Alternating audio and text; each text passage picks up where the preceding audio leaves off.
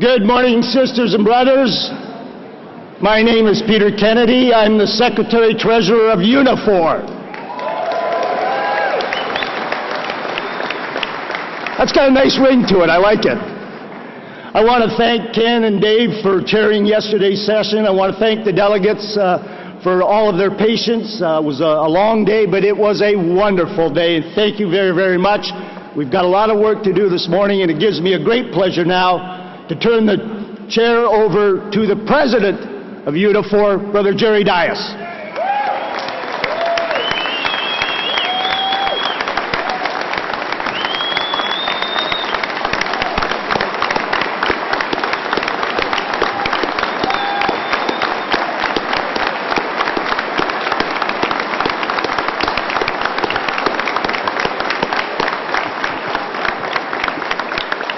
Well, good morning, brothers and sisters.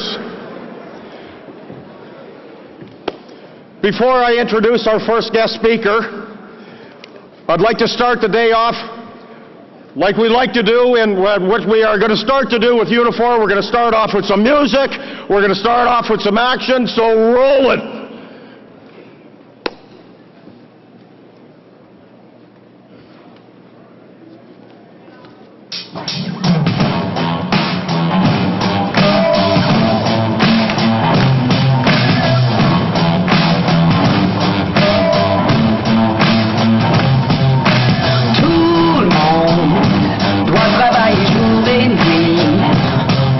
Jamais de temps, des factures avec fini. Modèle, y'a rien qui va disparaître. Si tu te donnes un peu d'espace et suis la musique dans ta tête. Gotta get up, listen to me. Clap your hands, stomp your feet.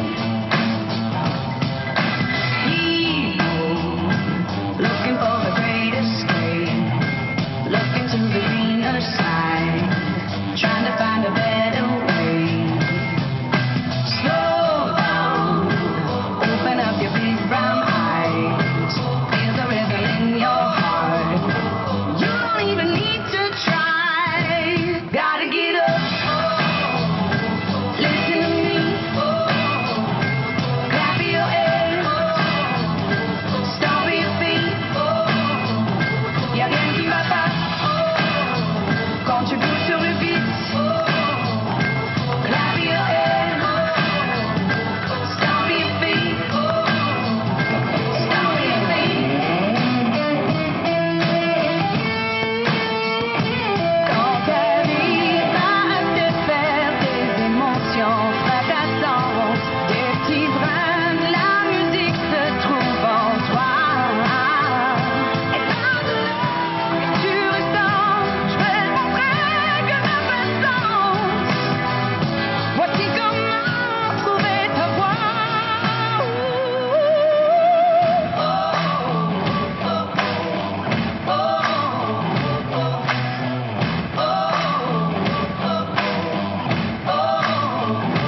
Gotta get up, listen to me, clap your hands, stomp your feet. Y'a rien qui va pas quand tu bouges sur le beat. Clap your hands, stomp your feet, stomp your feet,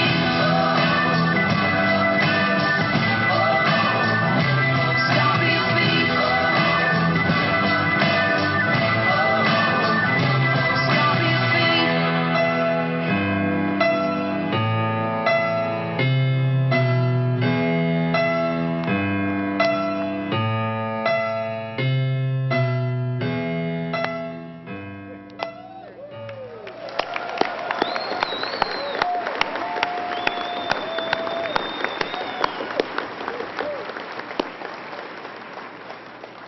Well, welcome to day 2, which is the rebirth of the Canadian trade union movement.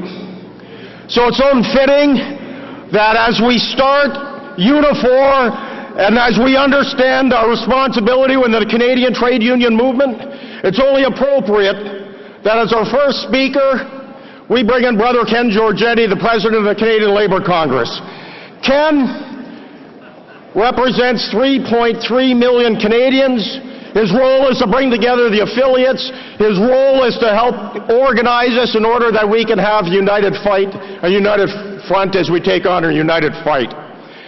I have a big, long list of things that I can talk about Ken Giorgetti, but let me tell you, the one thing that sticks out the most about Ken Giorgetti.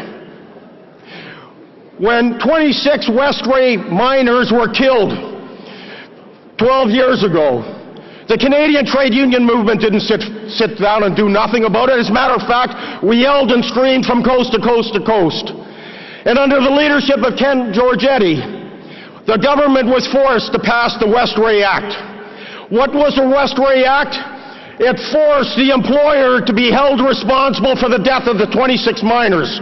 So I say on behalf of everyone in this room, Ken, your first piece of business when you leave the hall today is start to work to get into place the Magentic Act to make sure that those citizens and workers that were killed by MMNA, we get justice for them and their families. Let me introduce you the President of the Canadian Labour Congress, Ken Giorgetti.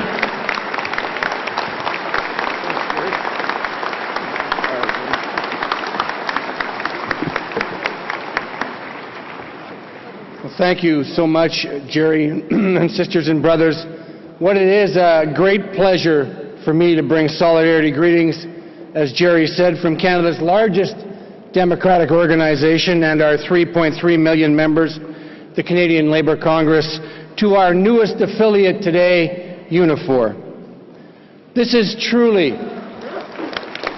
a day of celebration for CAW, for CEP, and for our entire Canadian labour movement, because as we know, when workers stand together, there's no force stronger. La création de Unifor, the creation of Unifor, the greatest private sector union in Canada, has allowed CAW and CEP to increase their power at the bargaining table, has increased their resources to better represent their members, and to increase their ability to organize those Canadians who want to become union members. Leaders of your great unions who brought everyone together to build Unifor, Brother Ken Malenza and Brother Dave Coles.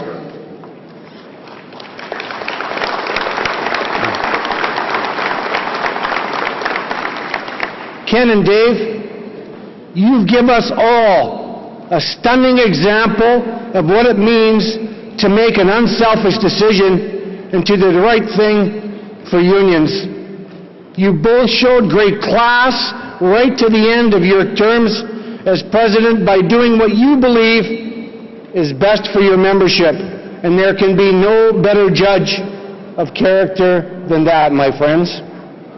I join with all Canadians in all labour movement in saluting you for first creating this fantastic, new and vibrant union, and then unselfishly stepping back to let new leadership take Unifor to its next level.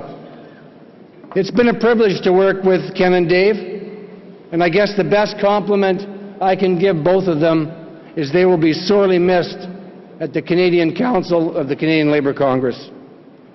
Jerry, you've got 4 big shoes to fill, brother, an enormous task ahead of you in meeting the ambitious goals that Unifor and its members have set for your union. So I want to say that the Canadian Labour Congress is behind you and Unifor, and we will do everything possible to help this union grow and prosper.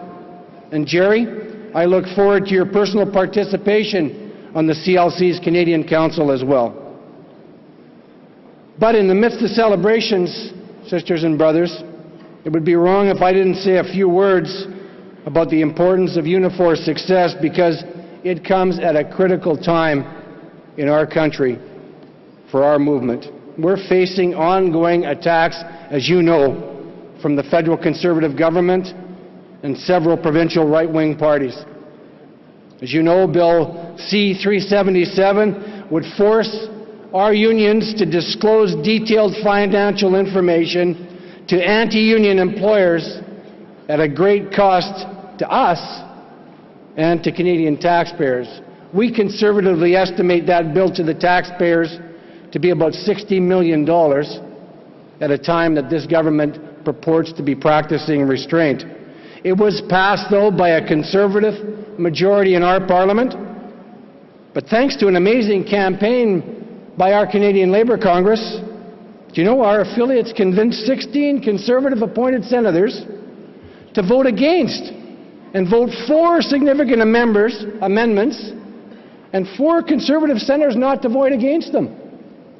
The changes were so radical that 377's Conservative sponsor, BC MP Russ Hebert, said in disgust that his legislation had been gutted by the Senate.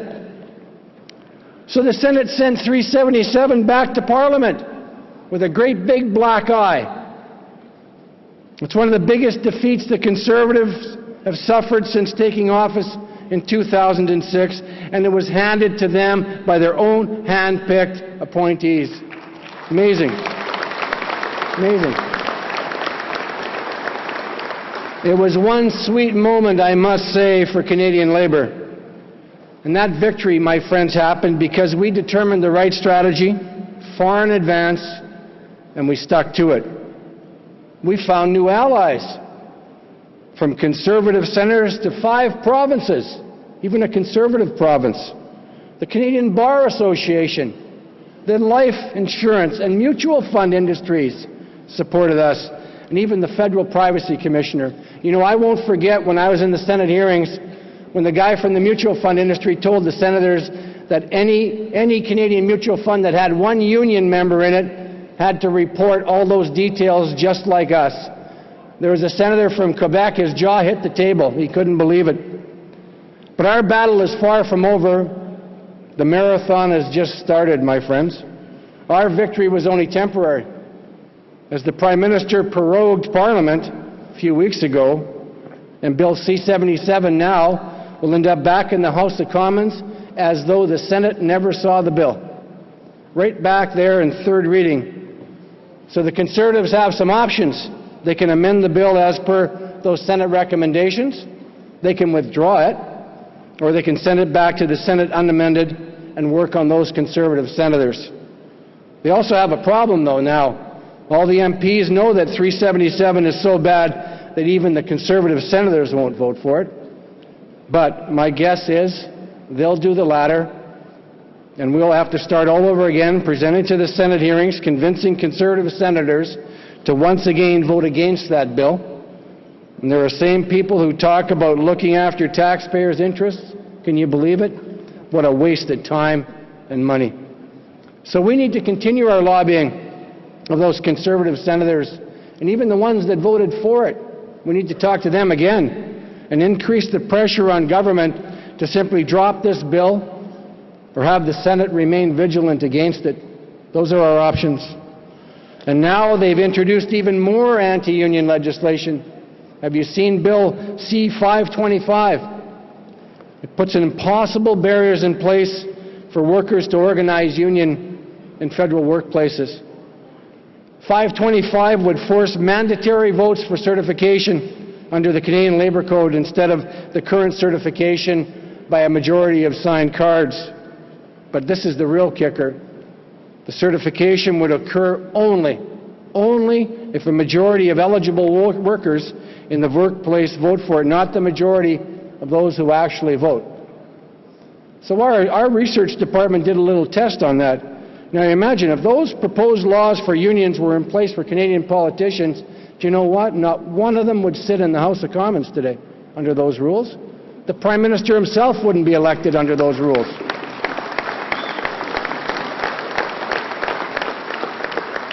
But that's not the end of it. As you heard yesterday, and I'm going to tell you again today, they intend to do far worse. They intend to attack the RAND formula. The RAND formula that we fought so hard to get on union dues in an effort to financially destabilize labor and limit our ability to properly represent our members. They want to make us weak, and we know that Conservatives intend to initiate these attacks here in Ontario and likely elsewhere. And that's why there's nothing more important to our labour movement today than engaging our members, the people who own these unions, in political action and education, and yes, and indeed, improving the public image of unions. Your two unions have done a remarkable job up to this point, but the new union, Unifor, has to intensify its efforts. Yes, we have to work harder. We're going to have to concentrate our efforts because the stakes are so high. While we engage in political action and education and improve our public image, at the same time, we need to grow our labour movement across this country. We need to sign up new members. For the past 2 years, the CLC has done research that is showing that thanks to higher wages, unionized workers earn $786 million more every week in this country. Extra money that they spend right in their communities within 10 days of earning it, at local businesses, in supporting services like dentists and physiotherapists, health services and insurance, and paying off mortgages, and among other things. Those people need to hear about this advantage and know what the stakes are when they remain silent, when politicians want to attack collective bargaining rights.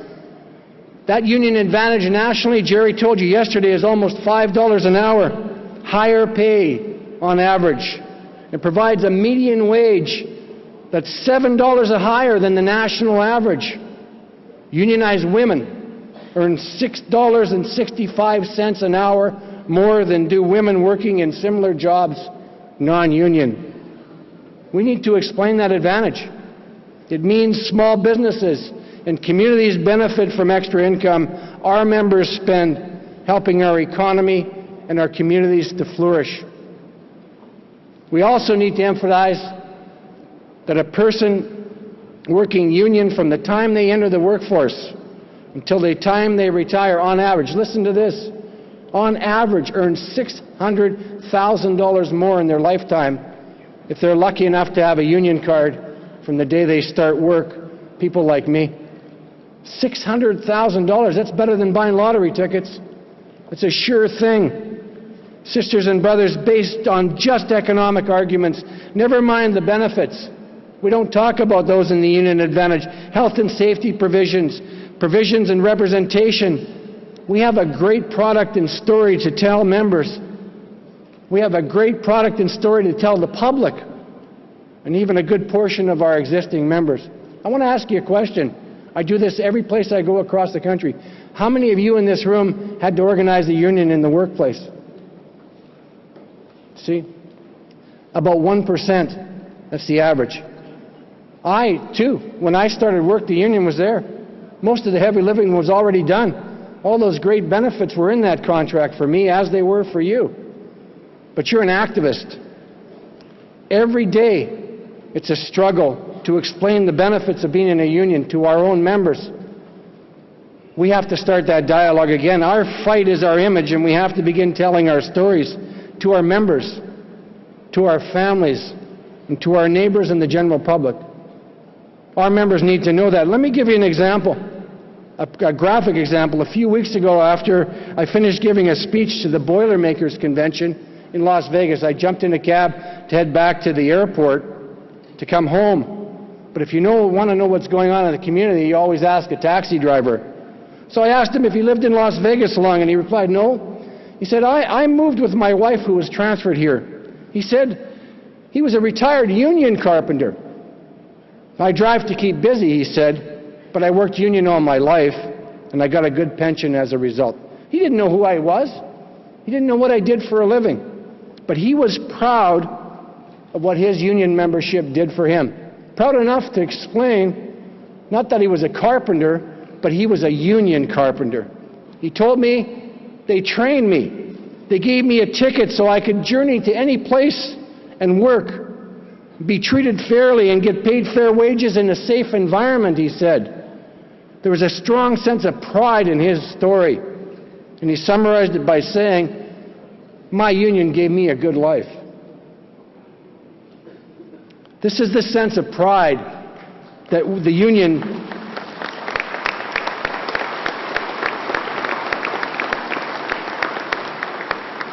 But this is the sense of pride in the union that our campaign, Together Fairness Works, wants to grow and nurture. Our members should be proud of what they've done. They should be proud of what their union does. We need members talking it up. We need members promoting the union advantage by telling their stories among their families and their friends and their communities, to be proud of what they collectively have accomplished, not only for themselves, but as Alan Gregg told you yesterday, but for society as a whole. We're better off when people earn good wages. You know that. The public knows that instinctively. But we have to tell that story, because we're union bosses just out for ourselves, aren't we? Our Together Fairness Work campaign will be the largest member engagement campaign ever. We have to introduce ourselves to our members again, because most of them don't know what it took to get here, and most of them don't realize what they get and what they're given by collective action. Nous devons nous présenter. We need to reintroduce ourselves to the membership. We need to engage with each and every one of them. We need to have this conversation. They need to understand the relevancy of the labor movement and the true value of the union advantage, better wages, better benefits, and better working conditions, better safety. Be able to convince our members that everything is at stake. You know, we did a poll and asked people, is it the union or your union or my union? Only 38% said it's my union. People will protect something they think is theirs, but if it's distance and away, it's the union, what do you care? We have to get people thinking about this as my union and thinking about what is at stake. We need to have millions of conversations with our members so they understand, to get them ready for the attack they're facing, so that they'll be there when we need them to act and speak up and put a face on this advantage that makes our lives so much better. We must do a better job of communicating that union advantage, our values, because unfortunately unions, us, have allowed ourselves to be framed by our opponents and by the media, and we have to turn that around. We do good work, we do good things, but we don't say it enough. So as Unifor begins this historic role, my friends, I encourage every member here to help reflect those fundamental values that this great movement was founded on and that Canadians truly believe in. The value of fairness, of fair treatment and fair pay for a fair day's work. We must tell our stories more often so that we can promote our unions and the work and the great work we do on behalf of all Canadians. Unifor has arrived, I think, just in time for the greatest challenge of our lifetimes, my friend. This is the moment when our solidarity will be tested. The solidarity that created Unifor, the solidarity that built this movement, and the solidarity that has allowed unions to survive every challenge and indeed every crisis. Sisters and brothers, congratulations on creating this great union called Unifor, and thank you for your support, because I know that working together in solidarity for fairness, there is no power greater. Thank you.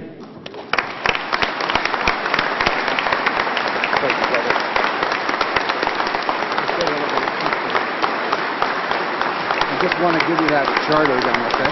Okay.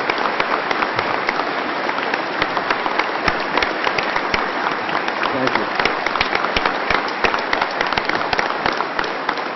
And if you'll just allow me one more indulgence, Brother Kennedy and Brother Dias, on behalf of the Canadian Labour Congress and our Canadian Council, I want to welcome our newest affiliate, Unifor, with your charter to the Canadian Labour Congress.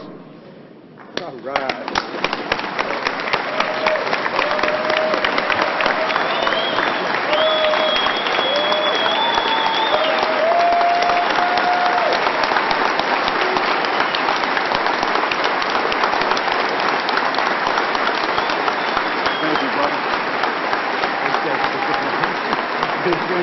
big thanks. Thank you. Thanks. Don't run away, Ken. Okay. Do you want to do this? We'll do this after I speak. Thank you very much, Ken. The charters are much more than a piece of paper mounted and framed. The charter is our commitment to Ken and the Canadian trade union movement that we will fight every day for social justice. We talked about this being a new beginning because it's important that we organize the unorganized. It's important that we're strong in collective bargaining. It's important that we build a strong union for our members. And it's important that we build a strong movement for all Canadians. That's going to require, Ken, cooperation of all of the affiliates. Because what's our commitment? Our commitment has to be that Canadians are going to control their own agenda. We are being born, brothers and sisters, out of a determination to lead. Ken, we're born because of our determination for social and economic justice. We're born because of our determination to build a union. We're determined to build a country that puts people before profits. Thank you, Ken Giorgetti, for what you've done, but more important, we thank you for what you're about to do. Thank you very much, Ken. Thank you, brother. Let's do this. Is Hassan in the room? Hassan Youssef? I'd like to welcome and introduce the Secretary-Treasurer of the Canadian Labour Congress, Hassan Youssef, a proud CAW member. Hassan. Unifor member. Whoops. There will be the occasional slip. Ken, on behalf of our 300,000 strong Unifor union, we'd like to present you with this small token of our appreciation. Thanks again, Ken. As you can expect, there was a lot of trade unionists in Canada, a lot of union leaders across the globe, a lot of social and political activists, a lot of people from the environmental movement. There were a lot of people, of course, that wanted to bring greetings. So what we thought would make the most sense is we've had films, and we're going to have people bringing their greetings that way. So roll it, please. On behalf of all workers in Saskatchewan, I want to congratulate Unifor on this great new initiative of forming a new union. This is things that we need to happen in our country, and I'm looking forward to working in the future with all of the members of this great new union. Hi, I'm Vicki Quaxister, President of the Yukon Federation of Labour, and I would like to say welcome to Unifor. The Yukon is a growing, young, prosperous community, and I look forward to working with you in the future. Congratulations on your founding convention. Congratulations, delegates of Unifor. We've had the opportunity to work together when you were CEP and CAW members, and we'll continue to work together to build a proud, strong labor movement that's renewed and invigorated with new delegates and energy. Thank you. Hello, sisters and brothers. My name is Mary Lou Cherwadi, and as President of the Northern Territories Federation of Labour, it gives me great pleasure to congratulate you on the forming of your new union, Unifor, and wish you all the best from all the workers in the Northwest Territories and Nunavut. I'm very pleased to be able to bring greetings from the New Brunswick Federation of Labour. This is a very exciting time for the labour movement in Canada, with the combination of two wonderful unions, CAW, CEP. Coming from Miramichi, New Brunswick, I grew up in a logging town. My father was a CEP member. My brothers are now working in the mills. It's such an exciting time. Congratulations. I look forward to working with you guys. Solidarity. I want to commend the leadership of CEP and the CAW for coming together with this progressive idea, forming this new union, Unifor. The labour movement has been demanding this kind of progressive move by somebody in the labour movement for a number of years, and I just want to say how pleased I am to be able to speak a few words to you here today and commend the locals and the leadership for moving us in this direction. We so desperately need it in this country, so congratulations to everybody involved. Hi, and I'd like to bring best wishes to you all today from Prince Edward Island, and I've worked with your two unions in the past and look forward to working with you in the future on one strong, united union, and I figure this is the way other unions should go because we'll have more strength in numbers. And congratulations and all the best. Thank you. First of all, I'd like to congratulate the leadership of CEP and CAW, the executives and the members that are assembled here to do what you're doing today to finalize the merger of these two fine, strong unions into one large union that's going to be so beneficial to workers, their families, and our economy. This has been quite a journey that I've been proud to be a part of over the years. I've started out as a Marine worker, who then our union joined in with CAW, and I've been a proud member of CAW, and I'm looking forward to the opportunities and challenges that's going to come with this new union that's going to be good for our economy and good to help change the direction that we're going in this country.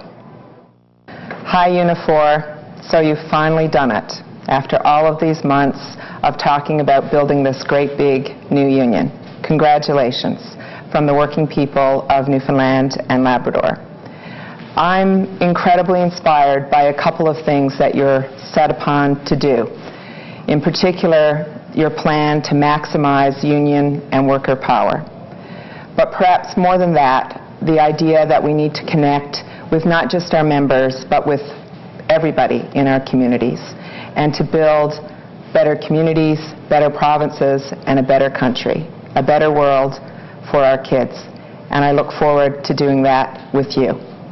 Congratulations. As a CEP member, I'm incredibly inspired by what's happening in the room today. And as a Federation president, I'm excited by the prospects of what this new union will mean to the future of the labor movement in this country. Unifor is going to kick some serious ass. Bonjour tout le monde, je m'appelle Alexandre Boulris, je suis le député du NPD pour Rosemont-la-Petite-Patrie et le critique en matière de travail. Je suis vraiment heureux de m'adresser à vous aujourd'hui, venant moi-même du mouvement ouvrier, du mouvement syndical. Ça me fait plaisir de voir qu'on met nos énergies ensemble et on crée un nouveau syndicat qui va faire une différence dans la vie des familles, qui va faire une différence dans la vie de la classe moyenne au pays. Je veux tout d'abord vous féliciter pour tout le travail que vous faites, que ce soit en santé-sécurité, que ce soit sur les retraites, que ce soit sur les conditions de travail, que ce soit sur le respect des droits des travailleurs et travailleuses. Bravo, mais je pense que l'union des forces va faire en sorte qu'on va être capable d'aller encore plus loin, que vous allez être capable d'aller encore plus loin. Alors, je tiens à vous féliciter et je tiens à vous dire qu'on a plusieurs défis qui sont devant nous. Il faut travailler sur les enjeux comme les travailleurs migrants temporaires, l'assurance emploi, différents enjeux qui touchent directement les familles et les gens du pays. Et je pense qu'on va être capable de le faire ensemble. Je pense qu'on va être capable d'amener du vrai changement et de faire la différence dans ce pays en amenant des progressistes au pouvoir et en faisant en sorte que les travailleurs et les travailleuses aient des bonnes conditions de travail.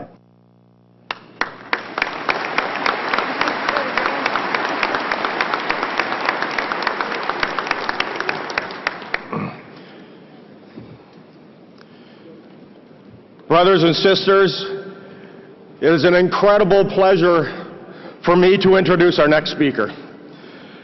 Naomi, candidly, is a Canadian treasure. She has worldwide influence. Her books are bestsellers, of course. Her first book, No Logo, and of course, I would expect most of us in this room have read the real big one, Shock Doctrine.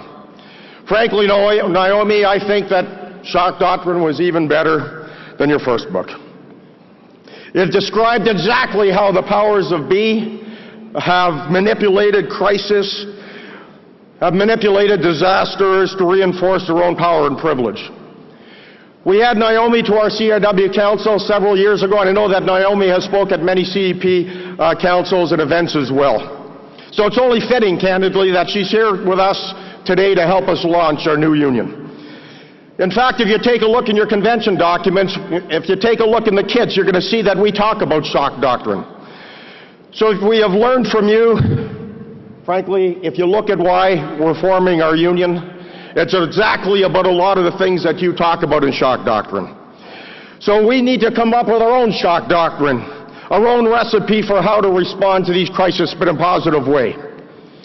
Right now, Naomi is working with her partner, Avi Lewis, on their next big book, on her next big book, but also with a movie that goes with it. It's going to be about global warming and what we need to do to stop it. And hopefully, Naomi, when you're doing your next book and you're doing your film, we're going to talk about jobs. And we're going to talk about how we can create millions of jobs by investing in the environment if we do it right. Naomi, thank you for being such a passionate voice for hope and justice in Canada and around the world. Your presence here today is proof positive that Unifor will be a powerful social union from day one. What we demand for our members, we demand for all working people on this planet. Thank you for being who you are, and thank you so much for doing what you do, and thank you so much for being here. Brothers and sisters, Sister Naomi Klein.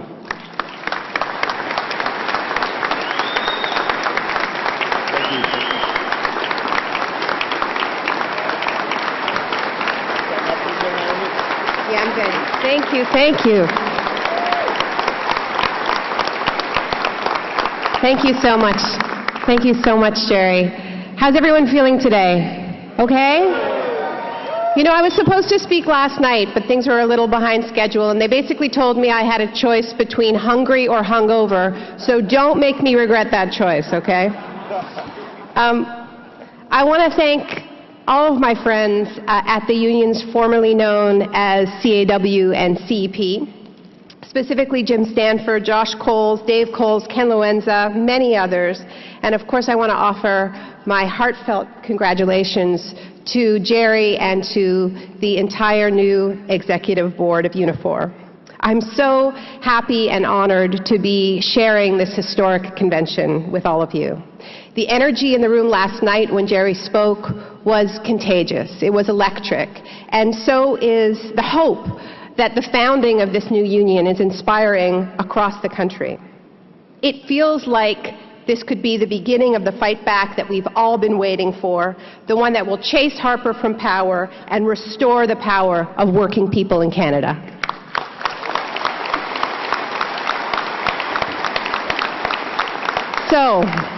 So welcome to the world, Unifor. You know, a lot of the media coverage of this new union has focused on how big you are. The biggest private sector union in Canada. We've heard that again and again. And when you're facing as many attacks as working people in Canada are facing, big can be really handy. It can be very helpful. But I think, as you know, being big is not a victory in itself. The victory comes when you use this huge platform that you've created to think big and dream big and make big, bold demands and take big actions. The kind of actions that will shift the public imagination and change our sense of what's possible. And it's that kind of big that I want to talk to you about today. Now, as Jerry mentioned, I wrote a book called The Shock Doctrine a few years ago. And it argues that over the past 35 years, corporate interests and their political tools have used various forms of crises, mostly economic crises, but also natural disasters, also wars, to prey on the fear and dislocation and panic in those moments, to ram through policies that lack democratic support. Policies that enrich a small elite, that shred regulations, privatize the public goods, and slash public spending. And I agree completely with Jerry that we need our own version of this, but we don't need a shock doctrine. We don't need disaster capitalism. We need disaster collectivism. We need to use crisis to push for solutions that actually solve the underlying reasons why the crises are taking place. We need solutions that deepen democracy, not do away with it in times of crisis. And this is the kind of change that we need to talk about. Now, Jim Stanford and Fred Wilson, in their paper laying out Unifor's vision, talk about what's happening to workers in this country and around the world as an example of the shock doctrine. They talk about how the economic crisis that was set off in 2008 by the banks is being used systematically around the world to attack the people least responsible for that crisis. We see this with a mass slashing of salaries in Greece, where Avi and I were filming a few months ago, where the crisis is just being used to devastate the middle and working class. We see it happening right now in Detroit, where this cooked up bankruptcy is being used to attack pensions. We see it here in Canada with the attacks on trade unions, blaming their own policy failures on you. I don't want to spend my time here today proving that this tactic, this ugly tactic, is alive and well, continuing to exploit public fear for private gain. You know that, you are living it. What I want to talk about is how we fight it, because that's what we need to figure out. And I'll be honest with you, when I wrote the shock doctrine, I thought that just understanding how this tactic worked, just naming it and describing it, would be enough to stop it. We had this slogan when we launched the book, which was, "Information is shock resistance, arm yourself." But I have to admit something to you, and that's that I was wrong. Just knowing what's happening, just rejecting their story and saying to politicians and bankers, "No, you created this crisis, not us. No, we're not broke. It's just that you're hoarding all the money." That may be true, but it's not enough. It's not even enough when we can mobilize millions of people to the streets to shout, "We won't pay for your crisis," as they've been doing across Europe now for years in Greece, Spain, Italy, France, Britain. These are amazingly inspiring mobilizations, and they're not just one-off rallies. I mean, we're talking about occupying squares for weeks. And we've occupied Wall Street and Bay Street and countless other streets with this same message. But the cuts keep coming. The austerity keeps coming. Now, some of these movements that have emerged in recent years have staying power, but we've also seen them arrive, raise huge hopes that the fight back is finally here, and then they seem to sort of disappear or fizzle out. And I think part of the reason for that is that we're trying to organize in the rubble of this 30-year war that has been waged on the collective sphere and workers' rights. The young people in the streets, in those squares, are the children of that war. And that war has been so complete, so successful, that too often these social movements actually don't have anywhere left to stand. So we have to occupy a park, or we have to occupy a square just to have a meeting. Or you have young people building an amazing power base in their schools, in their universities, but a student's relationship with their school is transient by its very nature. It only lasts for a few years. So they're vulnerable. This transience makes our movements far too easy to evict simply by waiting them out in some cases, or all too often by applying brute state force, which is what's happened in far too many cases. And this is one of the reasons why the creation of Unifor and your promise of reviving social unionism, building not just a big union, but a vast and muscular network of social movements, has raised so much hope. Because the desire for radical change is out there. But in order to turn it into a reality, we need each other. These new social movements that we've seen bring a lot to the table. The ability to mobilize large numbers of people, as we've seen, real diversity, a willingness to take big risks, as well as new methods of organizing that include a deep commitment to democracy, and we saw that in really inspiring ways during Occupy Wall Street. But these new movements also need you. They need your institutional strength, your radical history, and perhaps most of all, your ability to act as an anchor, so that we don't keep rising up and sort of floating away. We need you to be our fixed address, our base, so that the next time we come together will be impossible to evict. We also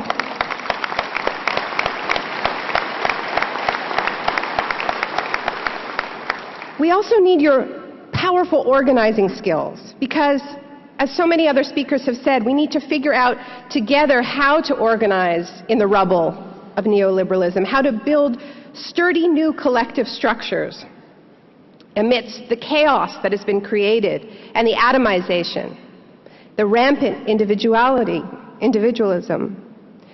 Your innovative, groundbreaking idea of community chapters is a terrific start in this process, and we're all very excited to see where that goes. It's also important to remember that you're not starting this process of thinking how we build these coalitions from scratch. You have a history, a long history to draw on, mistakes to learn from.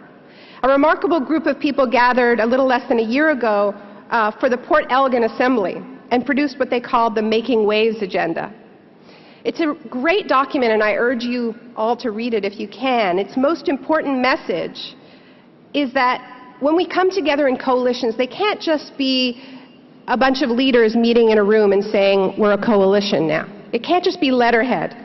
It has to be coming from the bottom up with full engagement from members. Organizing has to be at its center. And we have to invest massively in education. Education about the ideological and structural reasons why we ended up where we are. We have to build on that solid base. And that means getting out there and talking to people face to face, as you well know, not just the public, not just the media, but your own members, to build on this analysis that we share. But there's something else too, a deeper reason why I believe, despite all of the public rejection of these austerity policies, why we haven't been able to win big victories against the shock doctrine so far. Now here's what it is. I think even when there is mass resistance to these policies, something is stopping us collectively, not just in Canada, but around the world, from fully rejecting the neoliberal agenda. And I think what it is that we don't fully believe that it's possible to build something in its place. And this once again has to do with the success of the neoliberal project, because for my generation and for people younger than me, deregulation, privatization, and cutbacks are all we've ever known. We have very little experience building or dreaming. All we've seen is the dismantling of what previous generations have built. All we know how to do is defend.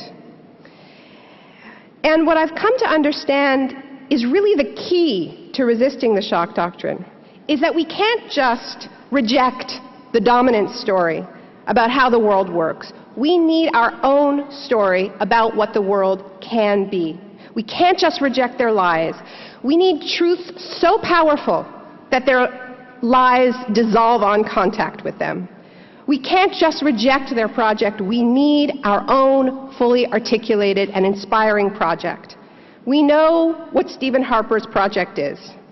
He has one idea for how to build the economy. Dig lots of holes, lay lots of pipe. Stick the stuff from the pipes onto ships or trucks or trains and take it to places where it will be refined and burned. Repeat, only more faster, before anyone figures out that this is his one idea. That's what allows him to maintain the false illusion that he is some kind of responsible economic manager for this country, while the rest of the economy falls apart.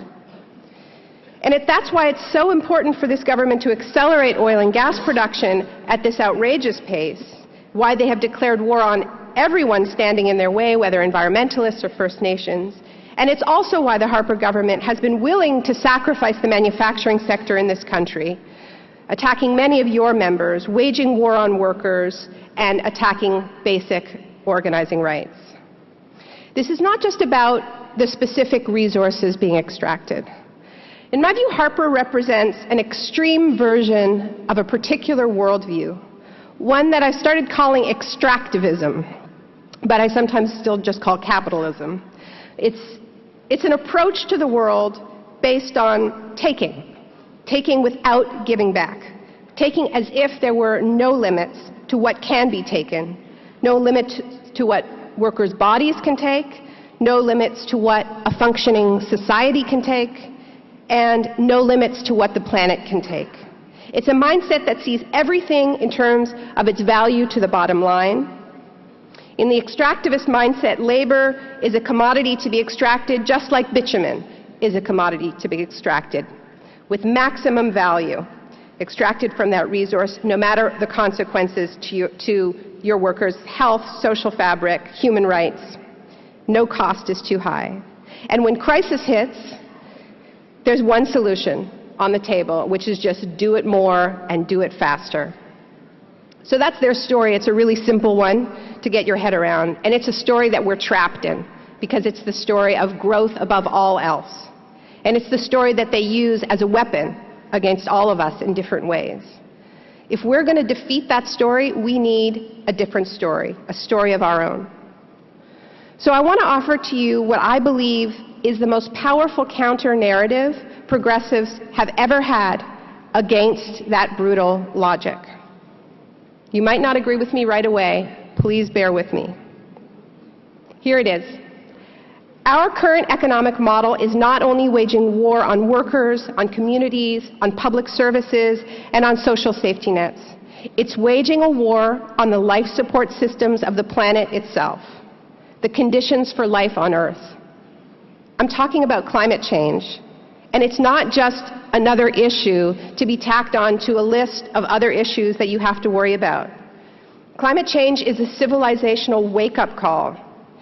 It's a message spoken in the language of fires, floods, storms, and droughts, telling us that we need an entirely new economic model, one based on justice and sustainability.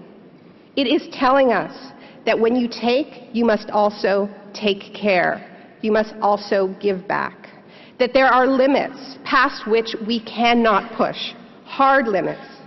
That our future health lies not in digging ever deeper holes to get at the harder and harder to reach fossil fuels, but digging deeper and deeper within ourselves to understand how all of our fates are interconnected. It's a big task. And one last thing. We need to make that civilizational shift yesterday, because our emissions are going in the exact wrong direction and there's very little time left. We certainly don't have time for another Harper majority. We need to make this shift by the end of the decade. Now,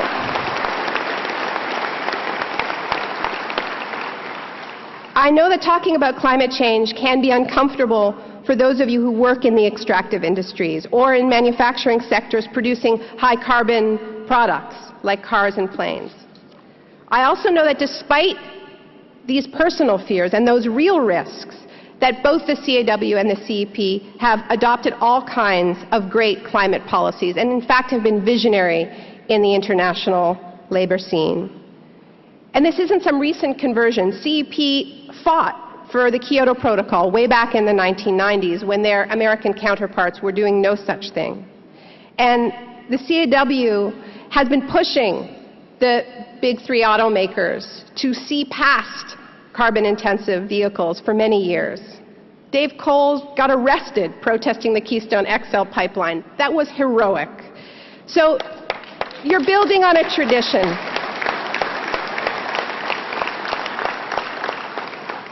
But let's be honest.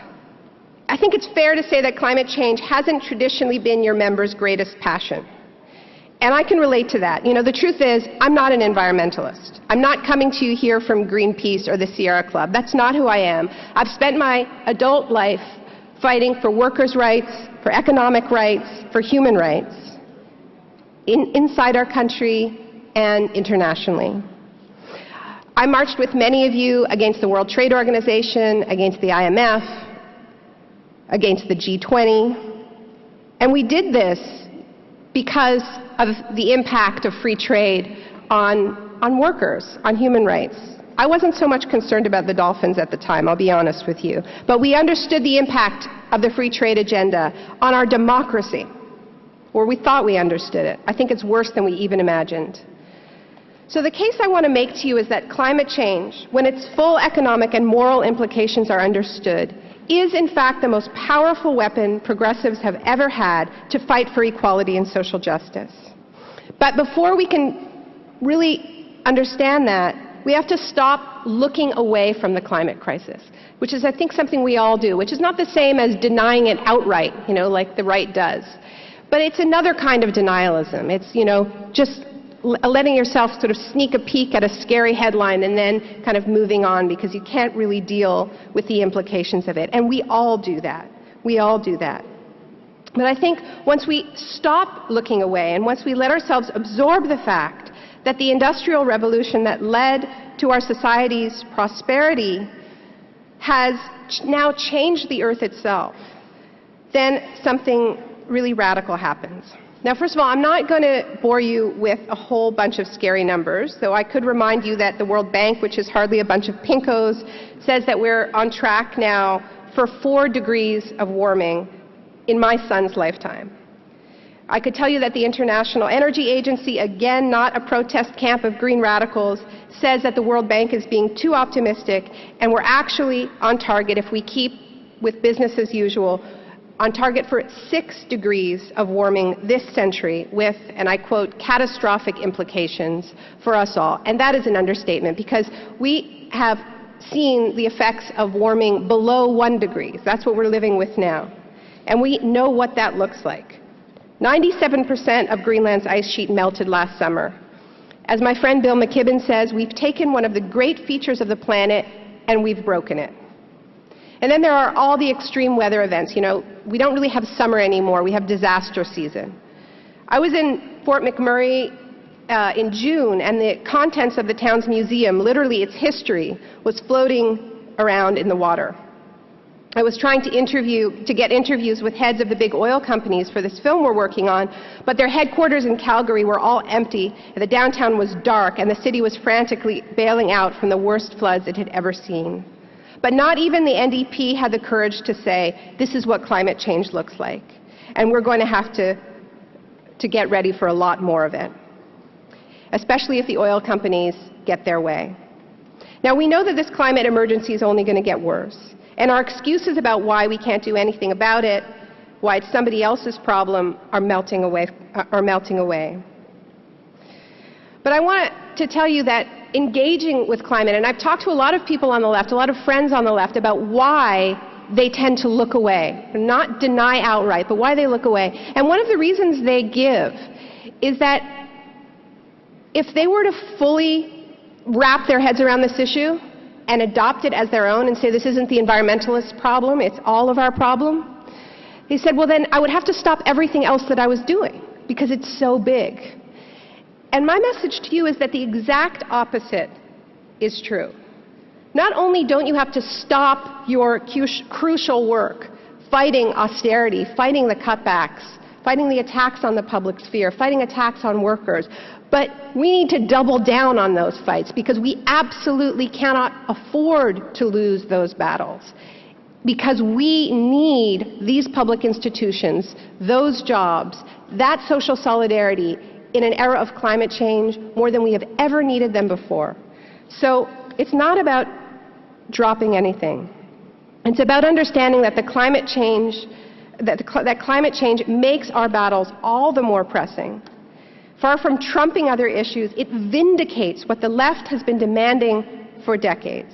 In fact, climate change turbocharges our existing demands and gives them a basis in hard science. It tells us to be bold, to get ambitious, to play for keeps, because we cannot afford to lose. It inflames our vision for a better world with existential urgency. Now, I've spent a little bit of time with the sort of hard-right Americans who deny climate change. I went to this conference of climate change deniers in Washington, D.C., put on by the Heartland Institute. These are the real hard-right guys. And what becomes clear when you hang out with them is that they understand climate change better than we do, because they sit around and say it's a socialist conspiracy. It's just a big excuse to intervene in the market and regulate corporations and do away with free trade. You know, it's just an excuse to have a planned economy. And the truth is, they're right. They're not right about the science. They're dead wrong about the science. 97% of climate scientists agree that humans are causing climate change. But they're right about the implications of the science, that if we listen to this, if we listen to the scientists and accept it, we need to do so many of the things that we want to do anyway with great urgency. The right is so appalled by this that they have to deny the science. My question is, where is the left? Where are progressives? Why aren't we understanding that this is the best argument we have ever had? So, you wanted our shock doctrine? This is our shock doctrine. If you believe that climate change is real, if you understand the urgency and the deadline that we're on, we have to tear up the free market playbook, and we have to do so, as I said, yesterday. So I want to lay out what a real climate agenda would look like if we took this seriously. And when I say a real climate agenda, I don't mean the kind of stuff we've been getting from the big corporate green groups, particularly in the U.S., which is all these, they have swallowed the neoliberal ideology, and they have told us that we can deal with this crisis by changing our light bulbs, by giving more power to the market with cap and trade. They have bungled this massively. The truth is this issue is too important to leave to the environmentalists. We need you to take it up. So, I mentioned that we're going to have to revive the public sphere. Think about it. We need subways, streetcars, clean rail systems, not only everywhere, but affordable to everyone. We need energy efficient and affordable housing along those transit lines. We need smart electrical grids carrying renewable energy. We need garbage collection, which has as its goal the elimination of garbage. And we don't just need this sort of new green infrastructure, because we've already locked ourselves into a certain amount of climate change. We're seeing that with the extreme weather. And for decades, we've been fighting to protect the public sphere, to revitalize the public sphere. But we see again and again how those decades of cuts have left us more vulnerable to extreme weather. We've seen superstorms bursting through levees. We've seen heavy rain washing sewage into lakes.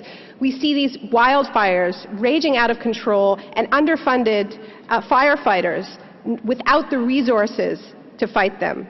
Bridges and tunnels buckling under the new reality of heavy weather. So far from taking us away from these fights, climate change puts us right in the middle of them, but this time armed with arguments that raise the stakes significantly. It's not hyperbole to say that our future depends on our ability to win. That renewal of the public sphere, as you know, will create millions of jobs, high-paying union jobs. But it's not just about boilermakers and pipe fitters and construction workers and assembly line workers who would get these new jobs, because there are big parts of the economy that are already low carbon. They're the parts of the economy that are most disrespected, where they're facing the most demeaning attacks and the deepest cuts. These happen to be jobs dominated overwhelmingly by women, new immigrants, people of color. These are the sectors actually that we need to expand massively, and we need to take those lousy paying jobs and turn them into well-paying jobs. And we're seeing right now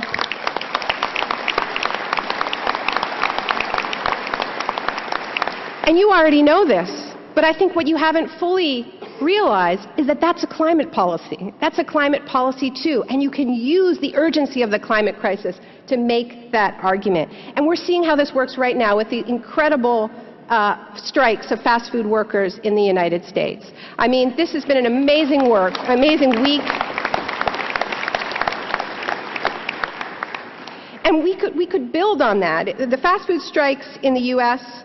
could be the first uprising in a sustained rebellion fighting for both real wages and real food, one in which the health of workers and the health of society are inextricably linked. So I hope it's clear by now that I'm not talking about a few token green jobs here.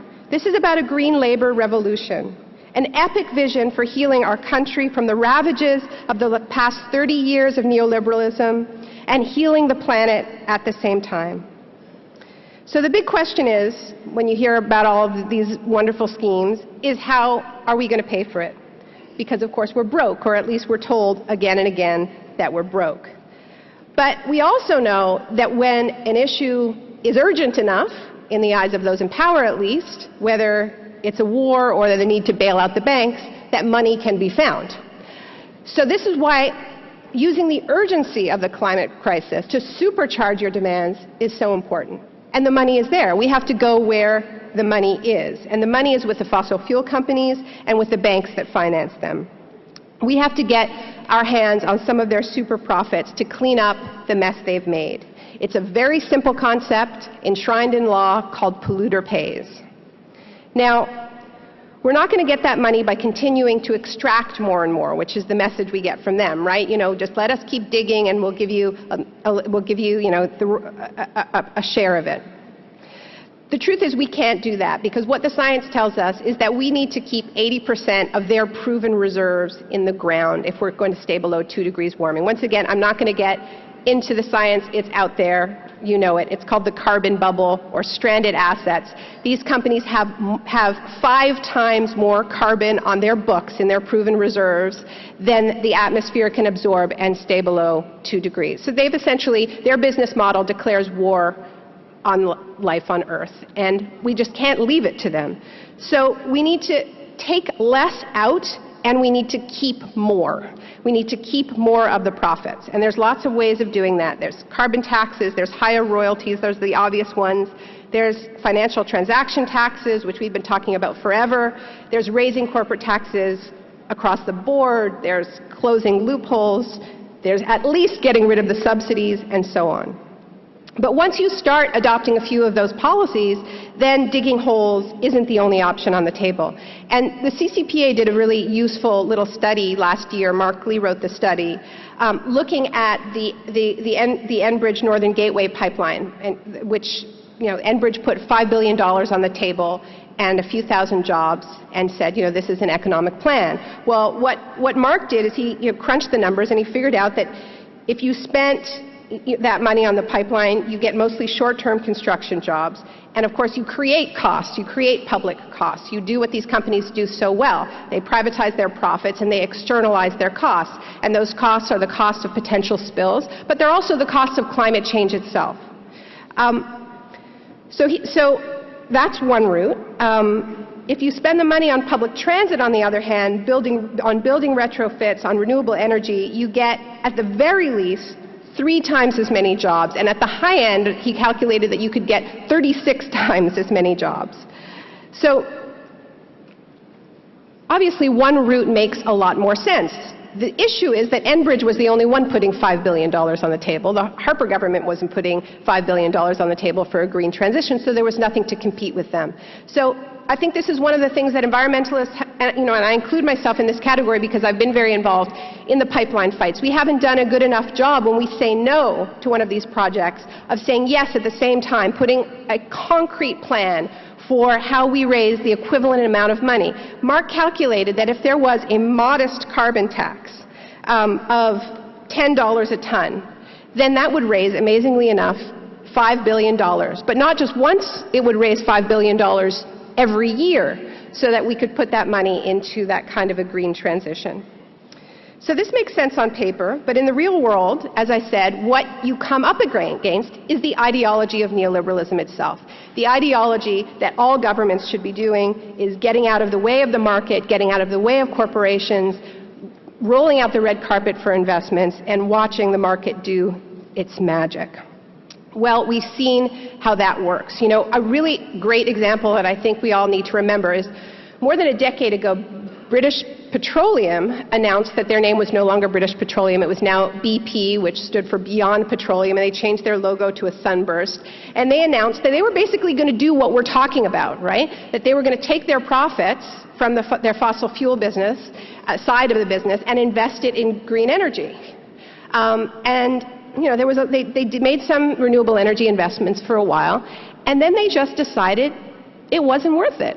They decided to go back to their core competency, which was not just going after fossil fuels, but going after some of the dirtiest fossil fuels on the planet. They got out of solar energy completely, because the truth is we cannot leave this to the market. They will do what they are built to do, which is maximize profits for their shareholders. That's all they know how to do. So what that means is that this transition needs to be publicly managed. And that means everything from new crown corporations in energy to a huge redistribution of power, infrastructure, and investment. A democratically controlled, decentralized energy system operated in the public interest. This agenda is increasingly being called energy democracy. Sean Sweeney from the Global Labor Institute at Cornell, which is doing really the most visionary work in this area, is here today. And he's been working with many fine unions, including the CEP, to articulate what an energy democracy agenda would look like. And it's very exciting. It's time to bring this to Canada. And the slogan, "Power to the People," is a fantastic place to start. Now, as you all know, there have been some modest attempts by provincial governments to play a more activist role in having some kind of a green transition and saying no to doubling down on dirty energy. And what we're starting to see in those cases is very disturbing, because in the provinces where governments have taken the most positive and boldest actions, they're starting to get dragged into trade court. And that brings me to the last piece of the real progressive climate agenda, and that's that it's time to rip up these so-called free trade deals once and for all.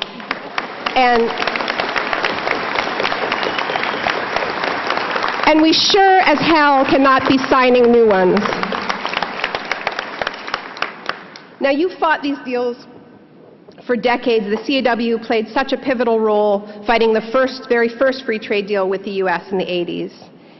And as I said, you fought them for the reasons that we all understand, because they represented a race to the bottom for workers, and also because we understood that they represented attacks on our democracy, on our ability to make our own laws in our own interests. And what we're finding out is that we were righter than we knew. Because the logic of free trade is now directly blocking us from making the specific changes that we need to reduce our emissions in the face of the climate threat. A quick couple of examples. Ontario's Green Energy Plan, now it's far from perfect, but it has a very sensible buy local provision that unions fought for, so that wind and solar projects in Ontario can actually deliver jobs and economic benefits to local communities. The sort of basic just transition principle. Well, the World Trade Organization decided that this measure was illegal. The CAW is already in a coalition fighting back, but more green policies are going to face these precise kinds of corporate challenges because we've locked ourselves into these trade deals.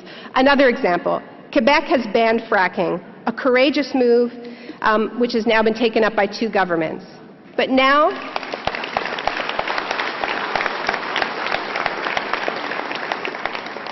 we have a U.S. drilling company, although it's actually based in Canada, but it's a U.S. drilling company is planning to sue Canada for $250 million under NAFTA's Chapter 11, claiming that the fracking ban interferes with its, quote, valuable right to mine for oil and gas under the St. Lawrence River. So we should have seen this coming. A WTO official was quoted almost a decade ago saying that the WTO challenges, quote, almost any measure to reduce greenhouse gas emissions. You can have a WTO challenge against any measure to reduce greenhouse gas emissions. In other words, these maniacs think that trade should trump the health of the planet itself. They've decided this. We've had a lot of reasons to fight free trade in the past. I believe this one trumps them all. I believe this is the winning argument. I believe this shuts them down once and for good if we really get behind it. We can't wait for governments to give us permission to start this transition because they have locked themselves in. We're going to fight those battles, but as we fight those battles, we need to start building demonstration sites, because I think a big part of the reason why we don't really believe these alternatives are possible is that there are so many people who have never seen it in their lifetime, so they need to start seeing it. So next time there's a big factory closure, and unfortunately there will be another one, and if that factory is making fossil fuel heavy machinery, whether cars or tractors or airplanes, how about if we don't let them do it? How about if we do what workers from Argentina to Greece to Chicago are doing and occupy the factory?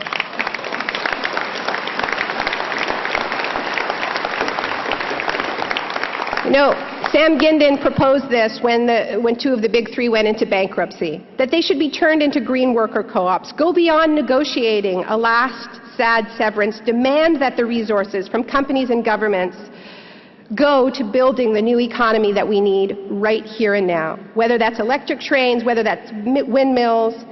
Watch that factory turn into a beacon for social movements across this country, students, anti-poverty activists, First Nations, all working together to fulfill that vision. That's what those occupied factories can become. Climate change is not your enemy. It's not a threat to your jobs. It is a threat to all of us, but it's also a tool. Pick it up. Use it to demand the supposedly impossible.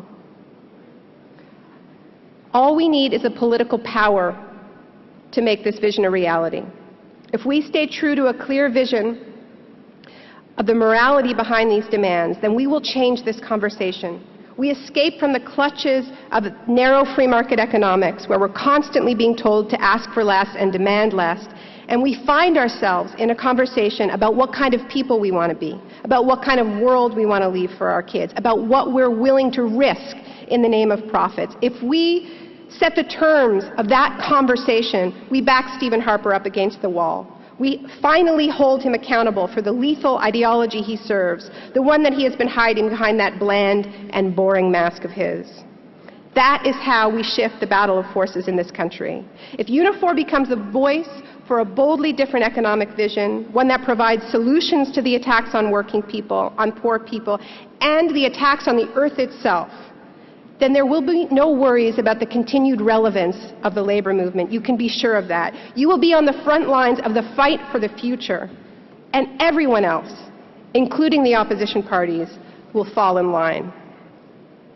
Now, I believe that a key part of achieving this shift is deepening your alliances with First Nations, whose constitutionally guaranteed title to land and resources is the biggest legal barrier Harper faces to his vision of Canada as an extraction and export machine.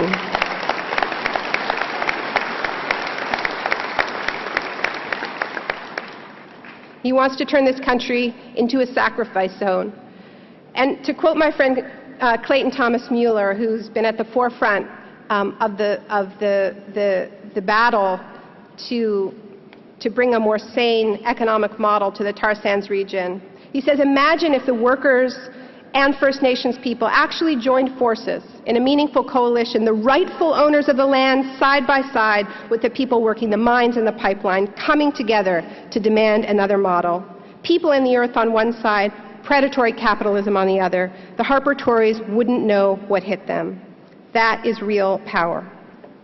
Now, this is more than just these kinds of strategic alliances. They've got the legal rights, you've got the human power. It's not just that. It's that we need, as I said, our own story, a different story. And as we develop that story to counter Harper's one about endless extraction, we need to learn from the Indigenous worldview. It's a worldview that tells us that you can't just take, but you have to give back whenever you harvest, that 5-year plans are for kids, and that grown-ups think about 7 generations, and that tell us that we are all connected. Because when we build these deep coalitions, we have to identify those threads that connect us all and that tell us that it's not even just about joining all of our different struggles, but realizing that in some way this is all one struggle. So in closing, I just want to leave you with a word that I think is helpful in weaving together all of these struggles and understanding both what we're up against and what we could become. And that word is overburden. I kept thinking about that word when I was in the tar sands a couple of months ago. And those of you who work in the extractive sector know this word. It's what mining companies use to describe, it's officially the waste earth covering a mineral deposit. That's overburden. But these companies have a strange definition of waste because it includes forests, it includes fertile soil, it includes rocks and clay, and basically anything that stands between them and the gold or the copper or the bitumen that they want to extract. Overburden is the life that gets in the way of money. It's life that is turned into garbage. And as we passed pile after pile of masticated earth by the side of the road, it occurred to me that it wasn't just the dense boreal forest that had been turned into overburden by these companies. Increasingly, we are all overburdened to them. That's the way the Harper government sees us, at least. Unions are overburdened since the rights that they have won are a barrier to unfettered greed. Environmentalists are overburdened for obvious reasons. Indigenous people are overburdened because of those rights just described. Scientists are overburdened because their research proves that climate change is real. Democracy itself is overburdened, whether it's the right of citizens to participate in environmental assessment hearings or the right of Parliament to meet and decide on the future of this country. It's all getting in the way. This is the world deregulated capitalism has created, one in which anyone and anything can find themselves discarded, chewed up, and tossed on the slag heap. But overburden has another meaning as well. It also means simply to load with too great a burden, to push something beyond their limits. And I think that's a very good description of what we're experiencing right now. Our crumbling infrastructure is overburdened with new demands and old neglect. Our workers are overburdened by employers who treat their bodies like machines. Our streets and shelters are overburdened by those whose labor has been deemed disposable. The atmosphere is overburdened with the gases we are spewing into it. And it is in this context that we are hearing shouts of enough from all quarters, this much and no further. We heard it this past week from the fast food workers, a worker in Milwaukee who went on strike holding a sign that said simply, "I am worth more," and in the process set off a debate about inequality in the United States.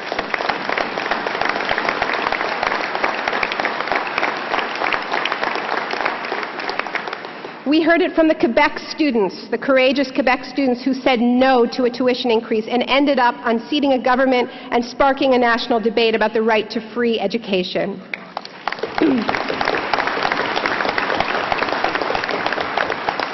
We heard it from 4 women who said no to Harper's attacks on environmental protections and Indigenous rights and pledged to be idle no more, and in the process set off an Indigenous rights uprising around the world.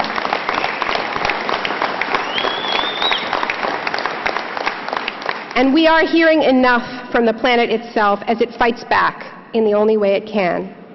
Everywhere, life is reasserting itself, insisting that it is not overburdened. We are starting to realize that we have not only had enough, but there is enough. To quote Evo Morales, there is enough for all of us to live well.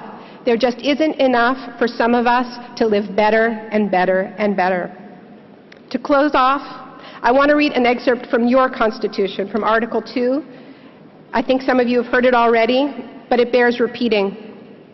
Our goal is transformative, to reassert common interest over private interest. Our goal is to change our workplaces and our world. Our vision is compelling. It is to fundamentally change the economy with equality and social justice, restore and strengthen our democracy, and achieve an environmentally sustainable future. This is the basis of social unionism, a strong and progressive union culture, and a commitment to work in common cause with other progressives in Canada and around the world. Brothers and sisters, all I would add is don't say it if you don't mean it, because we really, really need you to mean it. Thank you.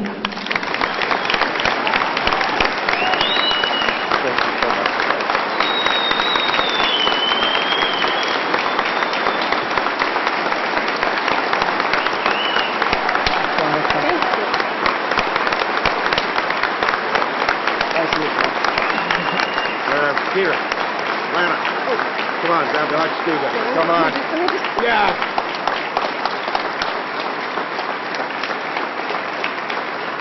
All right, Lana. Yeah. So, sisters and brothers, now you know why Naomi is included in those binders full of enemies. Stephen Harper's binders full of enemies. Naomi, thank you. Come. Thank you on behalf of Unifor, a union for everyone, in case you're interested in joining one.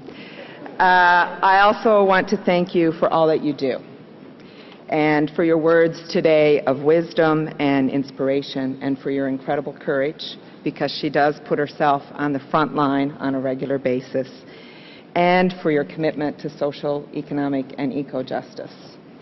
And thank you for being here with us today, for being part of making history. We promise that we will dream big, as you've suggested, but more importantly, we will fight for a bold alternative economic and social vision for this country. We know, as you do, that it doesn't have to be this way, and it will be through our collective actions that we save the planet, because economic justice and environmental justice can go hand in hand. Thank you again for everything. And a small gift from us.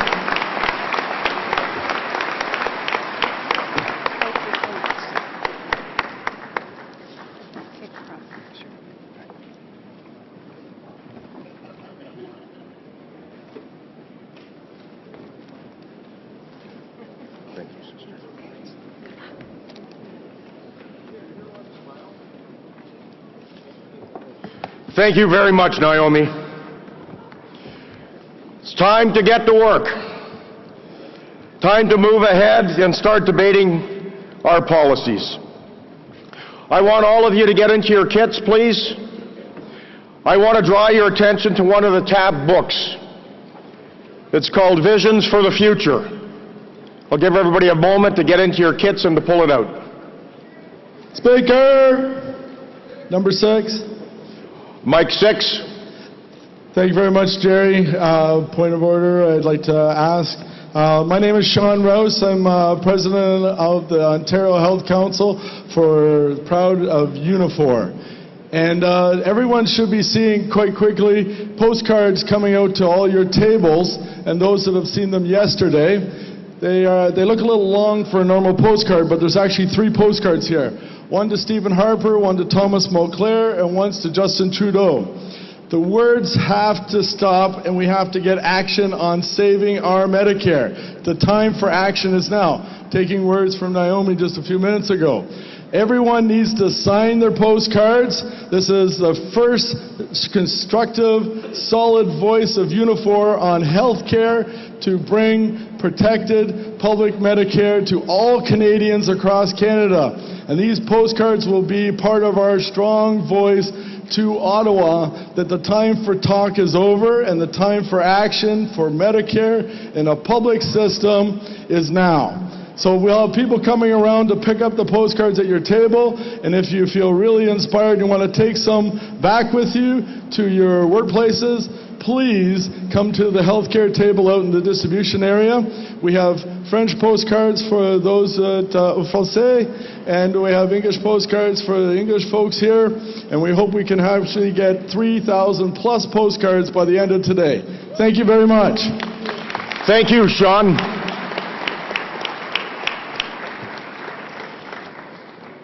Once again, is there any others? Nope, I think we're good. Mike 3, sorry, brother. No problem. Point of privilege. Just wanting to let people know that the 50-50 draw for the spina bifida, I was just informed that they're going to do the draw before noon, so anybody that wants tickets needs to get out there and do that. Thank you. Thank you, brother. Is there anybody else at the mics? Mike 1. Mike 1. Ian Beaton, Unifor, Local 707A. I just have a question. We swore in all of the directors or all of the head table yesterday. Are we going to swear in the members as well before we start doing business? Well, the Constitution doesn't call for that, but I think a show of solidarity, and we'll do that at the end of the day. It won't be in the form of formal signing in, but it will be our formal commitment to each other. How's that, brother? Thank you. Thank you. Okay, back to the booklet, Visions for the Future. This booklet, it contains 3 major policy statements. Does everybody see them now in their kits? What we're going to do is today we're going to debate and adopt each one of these 3 policy statements in order. The first one is called The New Union for a Challenging World. It's an overview of the formation of Unifor, and more importantly, it's our plan of action for the first year. Because action is really what is going to define Unifor. We will be an active fighting union, and we're going to play offense instead of defense, and the plan is going to help us do that. So to provide a short introduction to the paper, I'd like to call on two of the staff who have played an incredible role, an important role in developing these papers. Frankly, Unifor is going to be one strong organization, no one part, because of the contribution of these two. I'd like to introduce, without any further ado, Jim Stanford and Fred Wilson. Jim Stanford. Hello, everybody, and good morning. I know we want to get down to the business of our policy papers, and so we're going to introduce the very first one on the vision and plan for Unifor the first years going forward. So, Fred Wilson, my colleague from CEP, we worked with all of the staff and the proposal committee and the working groups to bring our two great unions together. It's a real partnership, obviously, Unifor, a dynamic duo, if you like, between our unions. And of course, there have been other great dynamic duos in history. Dynamic duos like Laurel and Hardy. That's Fred and Jim. Penn and Teller. Starsky and Hutch. Driving a good union-made vehicle, of course. Even superheroes, if you like. Superhero duos, but look carefully, brothers and sisters, at their uniforms. There's been a slight change. Now, Fred, working closely with you and your whole team these last 2 years to help Unifor become a reality, it's clear there's a new dynamic duo on the scene, a dynamic duo that we may call Stanford and Wilson. It's going to be a great partnership, bringing our teams, our people, our unions together, and Fred, I look forward to doing that with you. And I look forward to dressing up in pink sequins more often. Oh, that was a low blow. So we're going to review just very quickly that first paper in your kits. The first part of the paper asks the question, sets the stage, why are we here? And Jerry said it perfectly yesterday. We're here, number one, because unions are essential to building a better society. And we're here, number two, because we have to step up our game. We have to get stronger to meet the challenges that are out there. And we're all aware of the challenges that are facing us, so we won't take a lot of time to discuss that. The attitudes of corporations who no longer feel they have to tolerate unions, they feel they can go after the extinction of unions, the change in the direction of government, and the change in culture that we confront, where people don't feel that they have any power to make a difference. But there's opportunities out there, brothers and sisters, as well as challenges. The reality is our system is not delivering the goods for working people. They are exploited, they are frustrated, and they will never be passive and quiet as long as they are frustrated and angry and exploited. So if we can redefine how workers see the union movement, if we can inspire and guide them with concrete, winnable proposals, and improve our own practices for educating, organizing, and mobilizing them, then Unifor has huge potential to make a difference.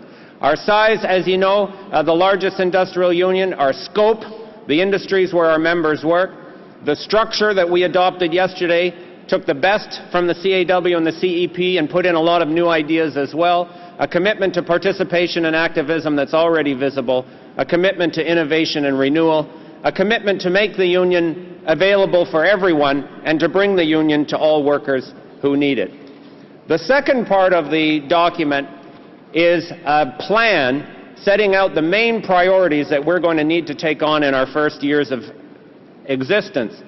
Six key priorities are identified in that plan, and we also talk about the need for better planning and strategizing capacity with our new leadership team, our 25-member National Executive Board, all of the locals and regional structures that we're creating to make that happen.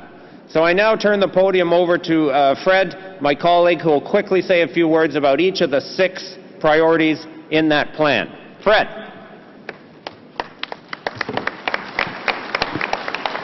Thanks, Jim, and good morning, everybody. I knew that pink jacket was a big mistake. But just let me say before I get started, I just want to say that the last 2 years have been a wild ride. Working with this amazing guy here behind me, our incredible team of Sherpas, the leadership of our two unions, and here we are today. Not at the end point, but at the beginning, and it really feels good. And that's what this is about, and I'm just going to read you now through what the beginning means for us concretely in terms of the tasks ahead of us to build Unifor. Now, job number one. Job number one is now to build this union. And we have three urgent and essential tasks. The first one deals with our own structures. You know, we have in the Constitution and in the proposal committee reports, we have a clear constitutional framework for our new union. Grassroots, regional and industrial councils all across the country. If you don't mind me saying, it looks beautiful on paper. The org chart is something to behold. But now it's up to this union, to the people on this floor, to breathe life into that structure, to form those councils, write the bylaws, elect representative leadership, and get going over the next few months.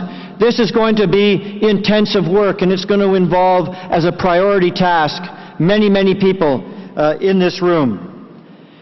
The second part of building this union is to reach out to our members, with real membership engagement. I refer you to page 11 of this document, where it speaks specifically to what we mean, what we're going to say, and starting with what is Unifor and why are we here, and other crucial questions. And the third question before us, then, to build Unifor is to strengthen the base of this new union, to strengthen our local unions through the National Task Force on Building Local Union Power. You heard Jerry talk about that yesterday, and that's on page 13 of your report. Please look at it, and that's another priority. Next slide, please. Priority 2, organizing. Sisters and brothers, at 5 p.m. yesterday, Unifor was trending #1 in Canada in social media.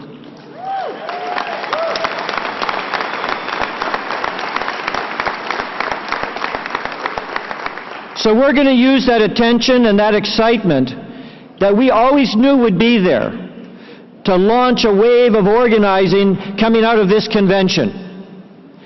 And that also will be something that involves everybody in this room.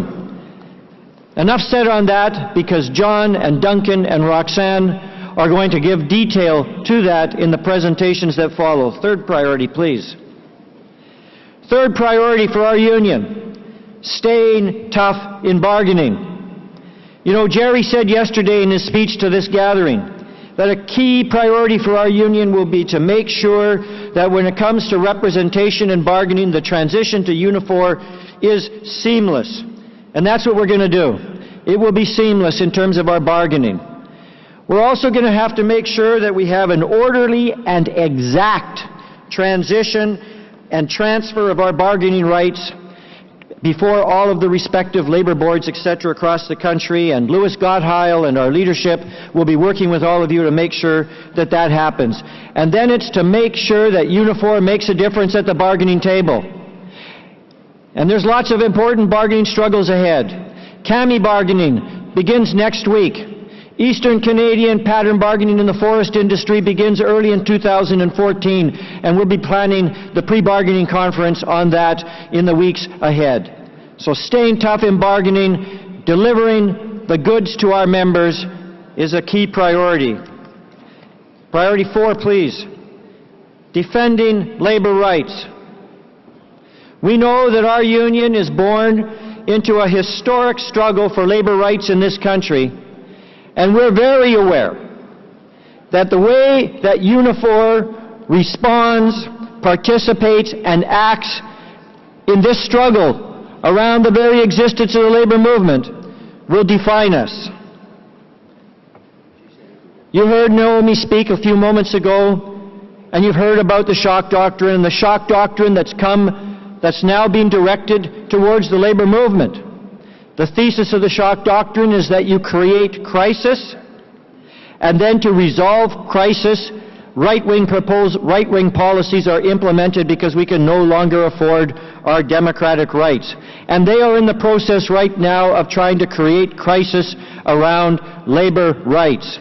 Last week there was a report from the federal government, released by our own federal government, about the union disadvantage. On Tuesday, the Fraser Institute will release a report in this country calling for right-to-work legislation in Ontario.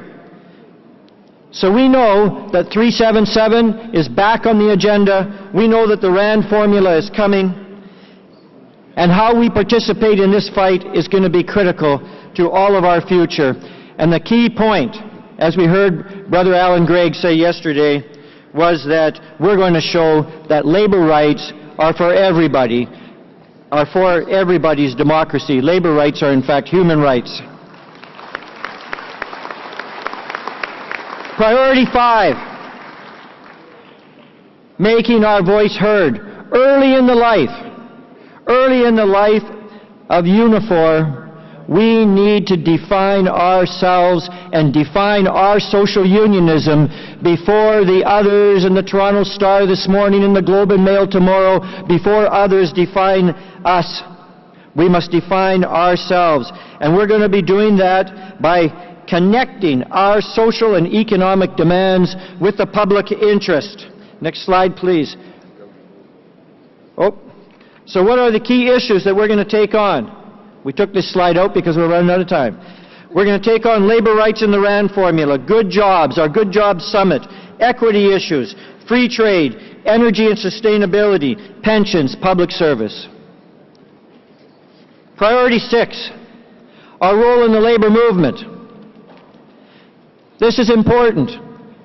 We've said in the founding of Unifor that our goal is to be transformative of our own union and transformative of the labor movement that we're a part of. And of course we know that we've got friends all across this country, in every labor central, in every labor council, expecting us to make a difference. And we're going to make that difference. And I want to refer you as well to Article 19 of our new Constitution that we adopted yesterday, because one of the first things that we're going to be doing when we meet in our regional councils and the Canadian Council is having a very, very important debate about how we step up our participation in the labor movement and what our relationship is going to be in total, involving all of us, instead of one at a time, this local and that local, but what we're going to do as a whole union in terms of our relationship to our central labor bodies. So, sisters and brothers, creating Unifor is an act of hope. It's a long jump. It's a turnaround jump shot. But it is not spontaneous. We have planned and calculated the change we need. It's about doing many small things better. And many things, yes, even differently. But to fulfill that dream and vision of our founding documents, it means being a militant, fighting union with a transformational agenda. And that's our plan for year 1. Now let's get to the microphones and hear what you've got to say about what we're going to do to make this plan a reality. Brother Jim. And every one of those struggles will be backed up with the full resources of the Unifor Research Department. So on we go, brothers and sisters.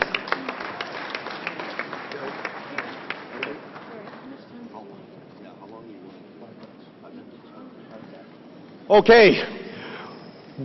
There should be a fair bit of debate, I would expect, on this policy paper, and we are going to ask everyone to stick within their 5-minute time limits, please. We'll start with the speaker at microphone 2. Earl McCurdy, a proud member of the founding executive board of Unifor and representing the Unifor's FFAW membership in Newfoundland and Labrador.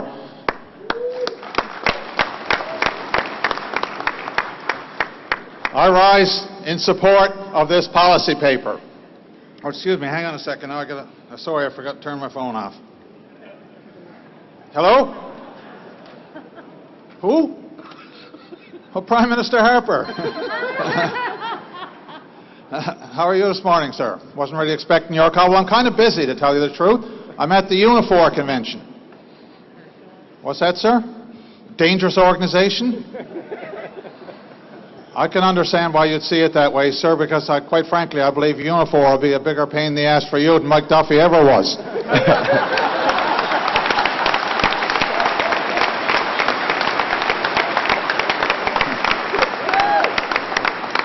Speaking about senators, sir, the office furniture must have been flying around Langevin Block the day that the Senate adopted Hugh Siegel's amendments, Bill C-377. You couldn't have been too happy. Sir, that's pretty strong adjectives to use to describe Canada's Senate, parliamentary institutions. Yeah, I understand you feel strongly about it. But you know, sir, there's some things I don't understand about your government. You guys have billed yourselves as strong managers of the economy. What's that? Indeed you are. Well, sir, here's how I got it sized up. My quick summary. When you took office, you inherited a huge surplus. You immediately squandered that on unnecessary corporate tax cuts, arguing that that money would be the tax savings we reinvested in the economy, when in fact it was reinvested in the pockets of the wealthiest corporations. So then when the collapse came, the economic meltdown, because you stripped out our tax base, you argued there was no need to do anything. And then the only reason you ever did anything in terms of a stimulus program was when you were forced to do so by the opposition and threatened with the loss of government. And then after that, once you had that stimulus program, you had stripped out tax base and the meltdown or the recession occurred, you didn't have the tax base. And you put us into a huge deficit, and now you're saying because of that deficit, you've got to cut back public services. And quite frankly, sir, if that makes you a good manager of the public finances, I'd hate to see hopeless. One other thing, sir, I don't understand. You're supposedly tough on crime. But it seems to me that your toughness on crime has certain limitations and exceptions. For example, you're not tough on crime that involves domestic violence, or you wouldn't have eliminated the gun registry.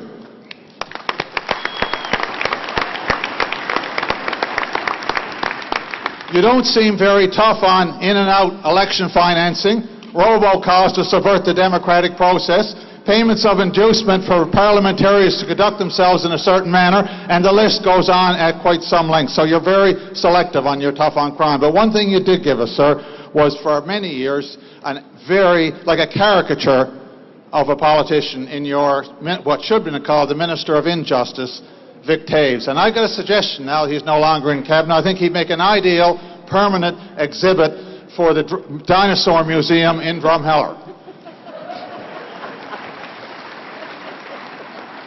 So, sir, I've got to go now because the Unifor business is important. It's a strong, dynamic organization. I also am mindful of time because I got Jerry Dias glaring at me, and if you know Jerry Dias, that's a fearsome prospect for me. But in any event, sir, I'd just like to say in closing, you have done an abysmal job as the Prime Minister of our country, and we in Unifor are going to do everything we can to change who's at the head of our country.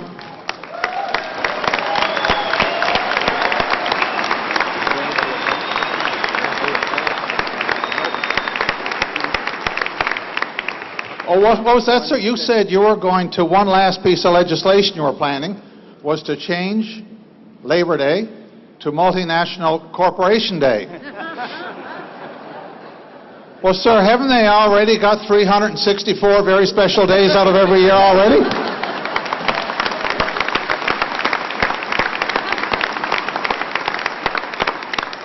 So I've got to go now, sir. I've got more pressing business to attend to, but you take care now, and thanks for your call.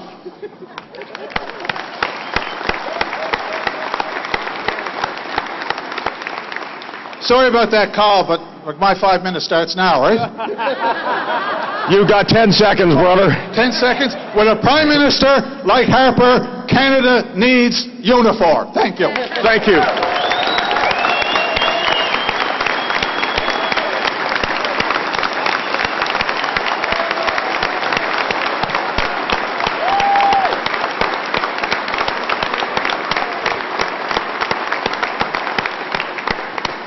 Mike 5. Mr. Brian Dillon here, Local 414 Unifor. The RAND formula was put into law, and I guess you guys know what year that was. But we are not going to let Mr. Harper change the law of the RAND formula, because we are now 300,000 strong and building. Thank you very much. Thank you. Microphone 6. Mike Drimmy, Local 591G, Unifor. Proud local members since 1844. And we believe that that's the longest running local union in North America, started by Local 91, actually. That's why we changed our number from 500. And Jerry, I want to tell you, I won't take any advantages that your mother is a member of our local. And I love you already. And I stand in support of the paper. I'm actually here on a point of personal privilege, and I just want to tell you that we've been a proud printing local and involved in the graphic arts industry since 1844. And the printing industry is the 4th largest manufacturing industry in Canada that's been devastated by free trade. And I'm up here to ask all of my brothers and sisters, when you buy something that's printed, try to buy something that's made in Canada, printed in Canada. Thank you, brother.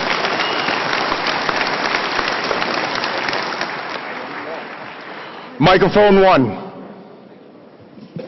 Thank you, Brother Chair. Dino Kyoto, President, Local 444, Unifor, Windsor, Ontario, and very proud new NEB member for Unifor.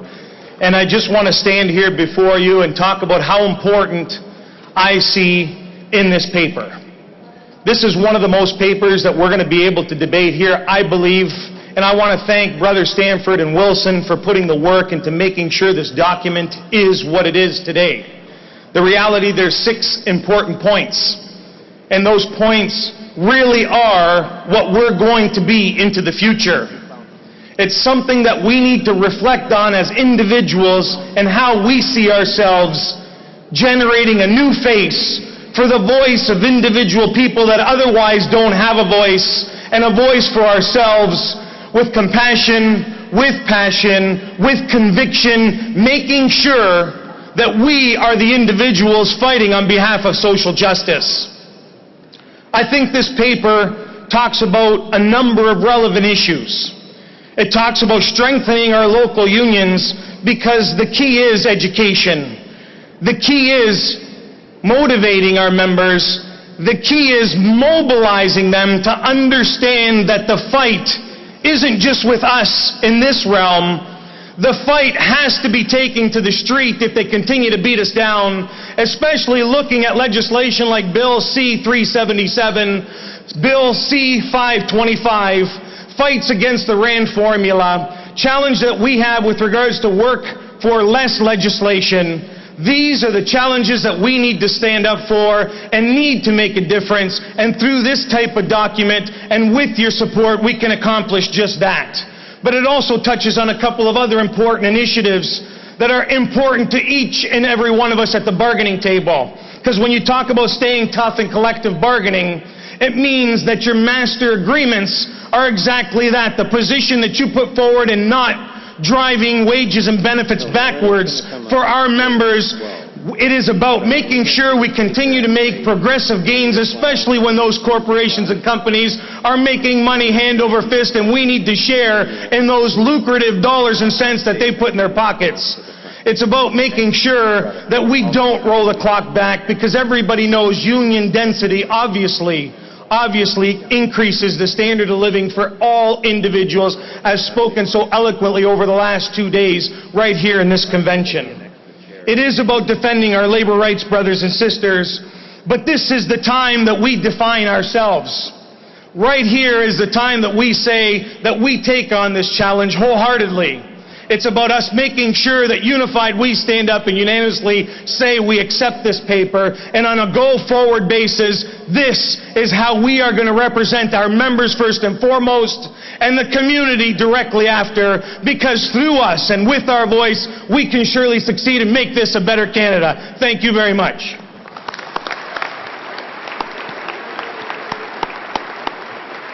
Thank you. We've heard from several brothers. I would like to go to the sister on mic 3. Thanks so much, Jerry. Cheryl Robinson, Unifor Local 2002. Is this okay? Sorry.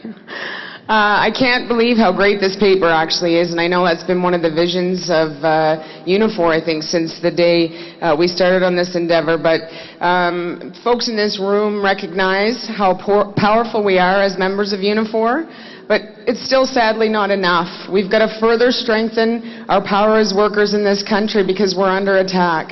I don't need to tell folks in this room how much better their lives are as union members, but we have to go beyond this room. We have to go back to our communities. We have to tell our families, we have to tell our friends and our neighbors how their lives can be better if they join a union. This policy paper absolutely lays out how we're going to grow our membership of Unifor, but it's not worth the paper it's written on if people in this room don't do anything about it. We can't leave it to a handful of people. It's got to be everybody in this room that goes out and organizes and grows our membership of Unifor. It's time for us to take back our country, and this is the way we're going to do it. We're going to grow, and we're going to protect workers, and we're going to make sure that Stephen Harper goes away, and I'm probably going to swear, sorry, because I say his name and I just want to swear. Anyway, sorry. Young Canadians, new Canadians, and women in this country need the protection of a union, but it starts here in this room. We've got to take it back. We've got to make sure that we talk to everybody about how much better their lives are going to be when they join a union, especially when they join Unifor. Thank you. Thank you very much, sister. Mic 2. Thank you, brother. My name is Jim St. Clair. I'm a president of BC Federation of Labour and a proud Unifor member. And in fact, I get one of the best deals here because for the last many, many years, I've had a CEP card in my pocket and a CAW card in my pocket. Now I'm only paying one dues, so you're getting a bargain. Anyway, I'm really proud to be here today to have this card in my hand. It is the most important card that you can have. And for working people in this country, this is perhaps one of the most important events that's going to happen this year and into the future. We face enormous challenges today, not only as a union, but as working people in general. And how we respond to those challenges will determine whether we're successful or not, or whether we have the kind of Canada that our forefathers and mothers dreamed about and fought for. I want to say one thing in this document that I find really, really important. That this is a union for everyone. Because we will lose the battle for the hearts and minds of millions and millions of Canadians if they simply see us as a job trust, protecting the people with the good benefit and the good wages at their expense. And every day we're hearing this. The problem with the world is us, is good wages, is good benefits. And so we have to not only talk about those people who are out there being attacked as well with low wages and low benefits or no benefits.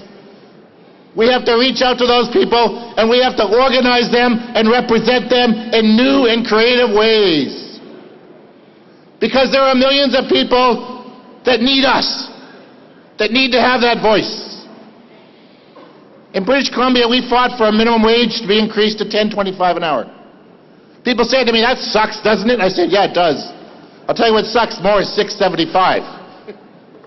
And we fought for 5 years to do that. And the labor movement was out in the streets, signing petitions, marching, in the media doing that. And we won. We increased the minimum wage to $10.25 an hour. And it was a victory for working people, but it was a victory for the labor movement. And I was walking through the airport shortly after that victory, and a woman came up to me, dressed for work in a restaurant. And she said to me, are you Jim Sinclair? I said, no, I never heard of the guy. And she said, no, really. I said, yeah, I am. And she said, I just want to thank you guys. I said, what for? She said, over there, I haven't had a pay increase in 5 years. And you guys just got me a pay increase, and the trade union movement are the only people that care about us. Sisters and brothers, there are 1 million people in this country like her that need to know that we care about them.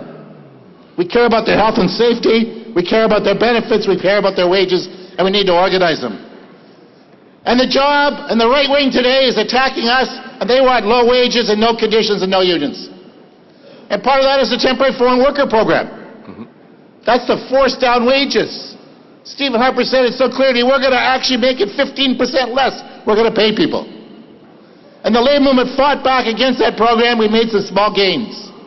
But let us all be clear in this room today, the temporary foreign worker program has to be radically changed so it's about skilled labor when we don't have it and not about cheap labor when we don't need it.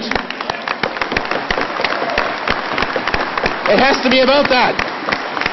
And by the way, this is not about fighting Chinese workers or any other kind of workers, because they're all workers. This is about second-class workers being treated like second-class citizens in Canada. Can you imagine standing up to your boss and being deported? The fact is, we have to be strong as a union. We favor immigration. We depose, fundamentally, exploitation. And that has to be our slogan. Teenage people. So, I leave here amazingly proud, amazingly excited. I've been in this labor movement for a long time. I walked my first picket line when I was 17 years old. And I'm proud to be part of this union, and I pledge on behalf of British Columbia and the working people of British Columbia, we will be there with you. Because this isn't a Unifor problem, this is a problem for the whole labor movement, and your vision needs to be part of that labor movement, and I want to be part of that labor movement with you.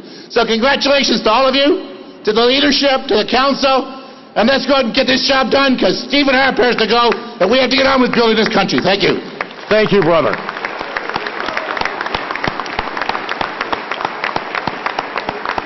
Sister on microphone 6. It's Lindsay Hinchwood, Unifor 707. I would like to see improvements to the RAND formula. Workers should have the right to strike between contracts. And I have a question about the supplemental workers in our union. For example, the SWEs on GM lines that pay union dues but are not covered under the collective agreement. How are you going to convince these workers that have no union representation but pay dues to fight to protect the first-tier workers? First of all, a SWE is a supplemental worker in the General Motors chain who are members of the union. The reality is we are going into CAMI bargaining where we have, I believe, about 350 supplemental workers. And there is no question the priority in CAMI bargaining, as identified by Local 88 and as recommended by the membership, will be to ensure that the SWEs become full-time, regular employees at the time that we reach a tentative agreement. Brother on mic 4. My name's Jim Holmes, Local 714M out of Barrie, Ontario. I'm a media worker. I have a very small local, but I hope I have a big message. Over 10 years ago, I stood at the CLC convention and begged, I mean begged, the large locals to start funneling money into the CLC and starting a massive advertising campaign, as Naomi Klein said, to re-educate the Canadian people about labor, what labor is, what the union movement is, what we're about, and what we do. Nothing has happened. I have made this plea to my national union over the last years. We head towards this. They were warned I was going to do this again, so here I am. We are on the precipice of history. And I'm glad that I hear so many brothers and sisters stand up and talk about, not about our members, but those outside of the union movement that are not unionized and how we have to attract them and how we have to organize them. It's great to have $150 million in the organizing fund, but let me tell you, if you do not have $150 million in an advertising and education fund for dollars to go to ads in papers and newspapers and televisions and vignettes on YouTube and whatever you have to do to re-educate the Canadian population, we are not going to organize one person. Not one. I'm glad that I hear lots of people stand up here, brothers and sisters stand up and talk about their union families and how they have brothers and sisters and fathers in the union movement.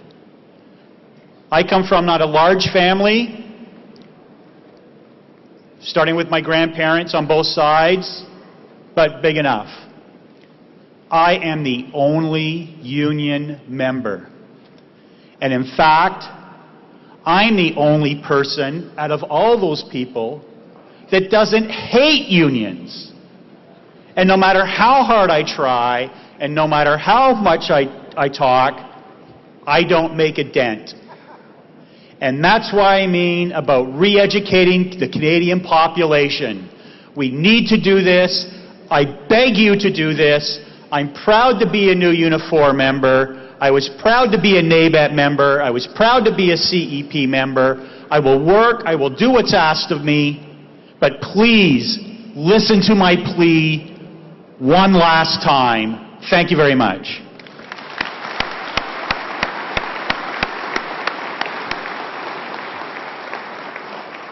Microphone 5. Thank you, Jerry. Les Holloway, Atlantic Canada, proud Unifor member. I first want to say, after listening to Naomi Klein, what an amazing woman, what an amazing message, one that we should all hear. And I think if what we do when we listen to her message on the climate change issue and the need for us to do something, I think we should think about our kids and our grandkids, because they're going to be left with what we're leaving. And that has to be the way you look at the issues that she raises. I want to acknowledge Fred and Jim, of course, for the amazing job they did on this. As the previous speaker said, I would agree. It's a great document. And it speaks to the neoliberal policies that are impacting us today in Canada. The idea that cutting taxes create jobs. Free trade agreements are going to create jobs. I can remember that debate at a CAW convention. No, it was at a Canadian Labour Congress convention, and I'll date myself in this comment because it was in 1986 when Bob White spoke of that, and it's still relevant today. That a free trade agreement policy initiatives are about moving economic power from governments to corporations. And now we see corporations suing countries such as Canada. So what he said was correct. And cutting taxes did not create jobs in this country, and they are not doing that. And raising taxes are not bad if they're paying for the things that we hold dear, like health care, like other speakers have said, and other social networks that catch people when they fall on hard times. They're good. And if we have to have debt, that's not bad either if it's managed debt and it's responsible. If we didn't have debt, how would anybody in this room own a home? Unless you're a senator or you're Stephen Harper or you're Mulroney that gets hundreds of thousands of dollars in a brown paper bag. He never got charged for that. And we sit back as a society and we watch this. I think the most important piece in this as we watch union density continue to slide is really the importance of us. How do we build the vibrant movement? And I think that the way we build it under the Unifor banner is when we start to talk about the community chapters. Because I don't care if you're talking about organizing workers or doing some maintenance to let our workers understand why unions are important. Because we've got to remember, most of our members, they didn't build a union. Most of them inherited a union, as the speaker said before. So we have to start reaching out, and I would love to have seen possibly a speaker from the National Students Union here. Because you know what? Students are the future. And somehow we have to get to the point where we understand that they should be at these functions every time, every one of them. And I want to say to that point, Sister Lana Payne, who I am so proud is going to be the regional director in Atlantic Canada. And anybody that doesn't know Lana Payne, you're going to get to know her. She's one amazing woman. But what she did in Newfoundland is what we have to duplicate across this country. We have to connect with those that are disenfranchised. We have to connect with students, the future. But we got to give them a voice. We got to allow them into our home. We have the host of labor. They have to be allowed to be able to say things sometimes that make us uncomfortable. Because one of the biggest problems we have in the labor movement is we actually think we have all the answers. We don't have all the answers. And I know a lot in the labor movement. They'll say what people want to hear. In our union, CAW, if you say what people want to hear, it's comfortable. You don't have to worry about any backlash. But it's not building anything. And all the differing views are what create that vibrant movement that we're talking about, us wanting to create here. And for instance, Sam Gindin, when Sam Gindin did an article on the RAND formula, he was right on the money. If we're all going to, and basically what he said in a nutshell, if we're going to all say that our big fight is just to save the RAND formula, and it's important to save the RAND formula, of course, but if that's our only fight, we've been losing union density in this country with the RAND formula. So if we don't change how we do things, it doesn't matter what we do with the RAND formula, whether we have it or we don't. The only thing the RAND formula would have done, as he says in his paper, is it'll make the death a lot faster. So we have to fight for the RAND formula to keep it, yes, but we have to build within our communities. So I want to say, and close on this, that you know what? It takes an agitated oyster to create a pearl. And you know what we got to do? We got to do a lot of agitating. And we got to be willing to be agitated ourselves if we want to truly build the union, that this union is going to stand for a Unifor. So thanks for the leadership team that's up there that's going to lead us, and I appreciate the fact that I'm here. Thank you. Thank you.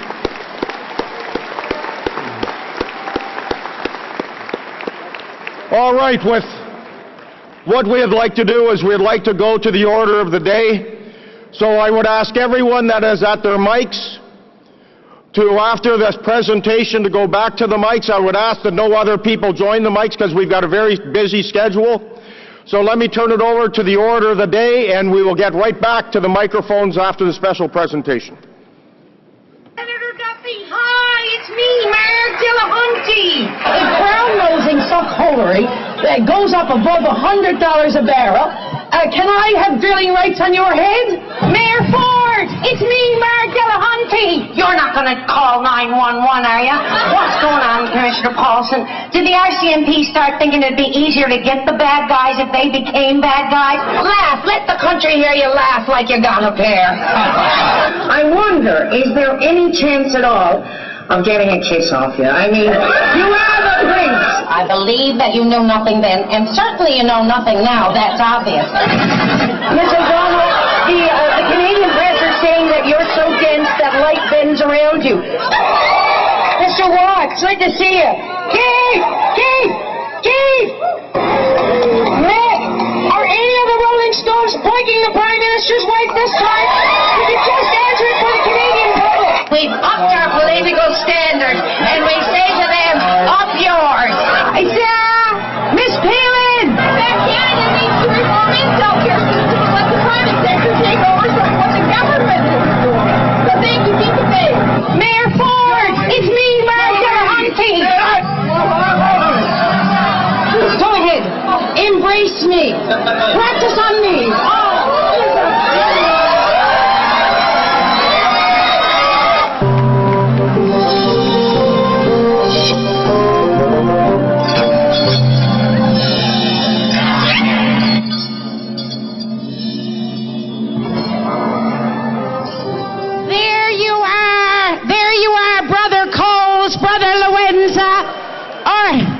Or the dirty big deserters, as they're calling you now. Well, sure, it was your idea, the whole super union thing. And then, after 2 years and about 200 gazillion committee meetings, after the baby is born, just like men, they deserted. Oh, they took off. They're like a couple of deadbeat dads, honest to God. But But Ken, what odds, what odds? Here we are, 300,000 strong, and with a new union and a new name, Unifor. Unifor. Catchy. Oh my God. Oh, be still my heart. Very catchy. Tell me though, Kenny, that you did not pay some big bastardly consulting firm actual good cash for that meaningless moniker. But, sure. What odds, what odds? So, like you said, Ken, with this new union, we're reaching for the top. But not now the tippy top, most top. Not according to the slogan you came up with for this, the most important first convention meeting.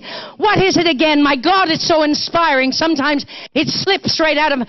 Yes, a changing name for changing times. Rousing, rousing. Did ever 6 words come together and manage to say so little, I wonder? It's almost corporate, isn't it, in its emptiness, you know?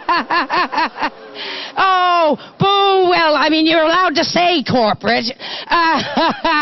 But never mind, sure, you two are deserting the ship. I know, Ken, it's only because you hate Toronto and all its works and pumps. Toronto, so close to Brampton and the Chrysler Assembly Plant, and so very, very far from Windsor and God. You love Windsor. You love Windsor, don't you, Ken? Yes. And it's obvious, you can see why, because, I mean, well, Windsor is, well, sure, nobody can deny, can they, Dave? It's got a first-class view of Detroit, and it's held in such high regard. I think people now commonly refer to Windsor as the Earth's rectum. But... Shakon Sangu, Ken, what said Mrs. Murphy when she bent down and kissed that cow?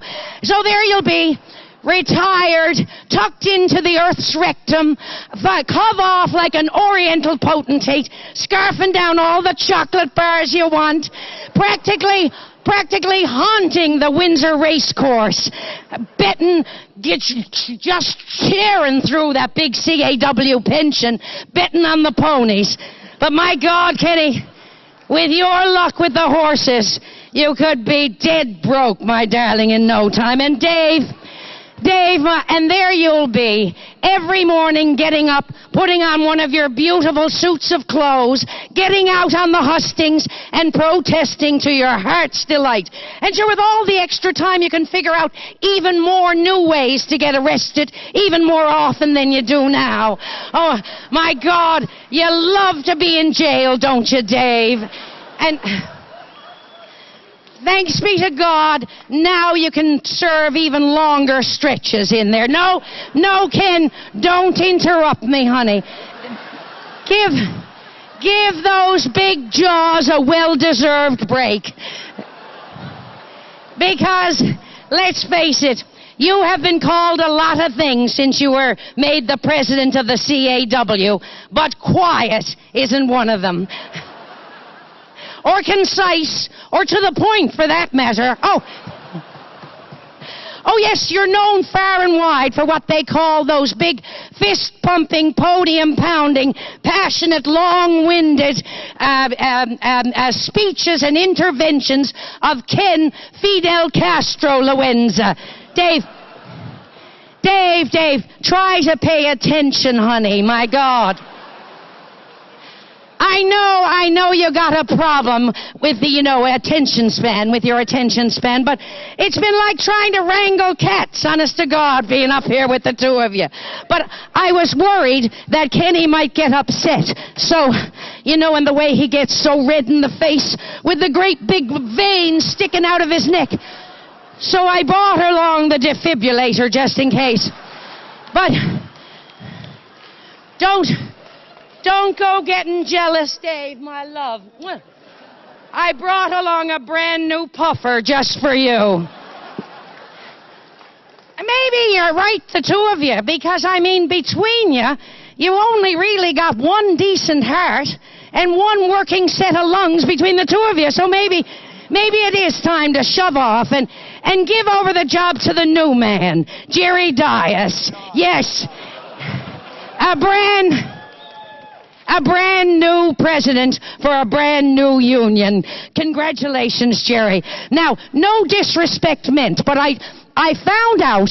Oh, well, now let me start at the beginning. I think the gods of irony must be riding roughshod over the convention center this morning, because I just found out that Jerry is from Malta, and my dog is Maltese, and he's small, just like Jerry, but he do not know the back down. Oh, my dear, he'll take on the biggest kind of dogs and yap. Oh, my dear. But now, I'm changing mics, and I'm putting on 2 pairs of glasses. That's how old I am. Now, here you are, Jerry, leading this brand new union. And there's no time. We got to get busy, and we got to find a better way for the working people in this country. And it's going to take standing up to the big dogs and a whole lot of yapping, because the corporations are not going to give back any of the ground that we already lost. Not without a fight, they won't. And Stevel, oh my God, Stevel and the hypocrites, the Prime Minister and them, sure, they hate unions now like the devil hates holy water. And can you believe it now? That pompous, pumped-up, putrid, prune-faced pissant of a Prime Minister is... Yes!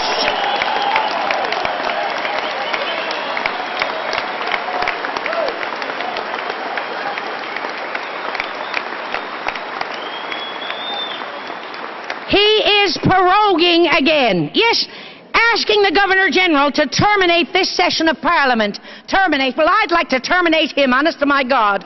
God forgive me, the last time I saw him on TV, I just wanted to pluck the eyeballs right out of his head and pop him up his behind so he could finally see how big of an arsehole he really is.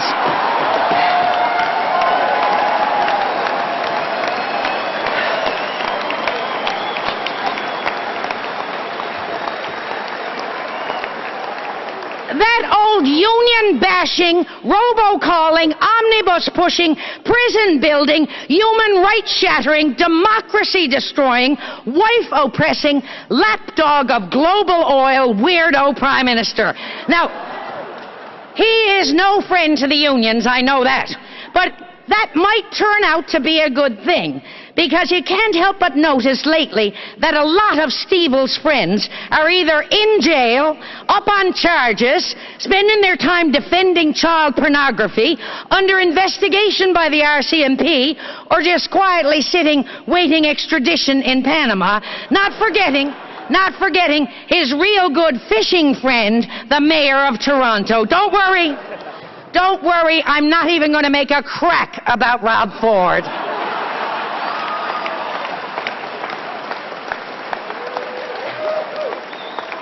What is the difference between Pamela Wallen, though, and the Bigfoot? Apparently, there has been one sighting of Bigfoot in Saskatchewan in the last 4 years.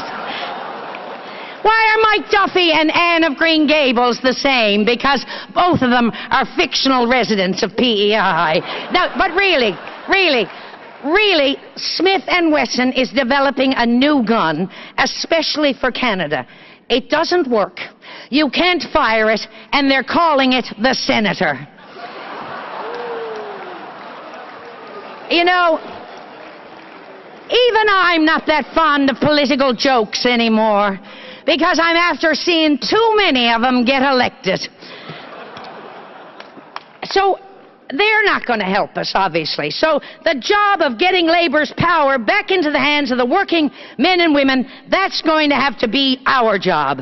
And we got to find ways like this to come together and fight for something better, not just for the union membership, but for all the people who are living in poverty in this country, which is shocking in such a rich country that we have so many children going to bed hungry. Already Unifor has started a movement. Now the steel workers and the telecommunications Construction Workers Union are talking about merging. The 1%'s big C did not, in fact, raise all boats. It only raised yachts, apparently. But now it seems like maybe the tide is starting to turn. So the bosses beware, because when we're screwed, we multiply.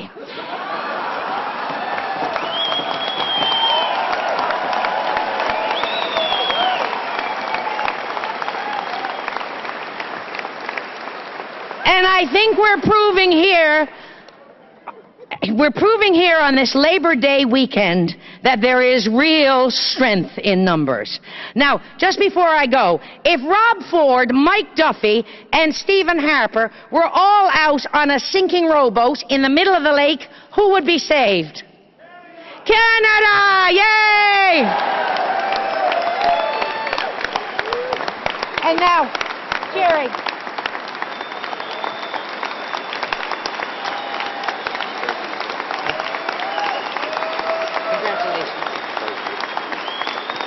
Now, Jerry, I want you to go ahead and lead this union the way that you've promised, that I've read in the press that it's going to be led. And so don't make me come back here and smite you and grind you inexorably underneath my warrior's heel, because I will, you know, because I am Marg, Princess Warrior.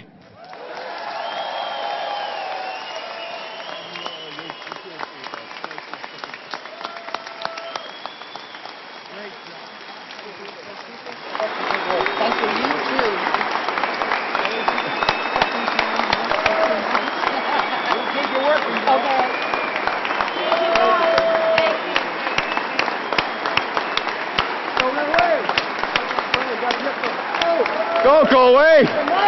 Mary, get back here. Hey. Come on. Come on back here, Mary. Come on back here. Mary, come on back here. You can't just hit and run like that. Get back up here.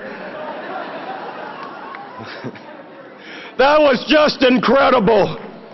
Then thank you so very much. Thank you for being here.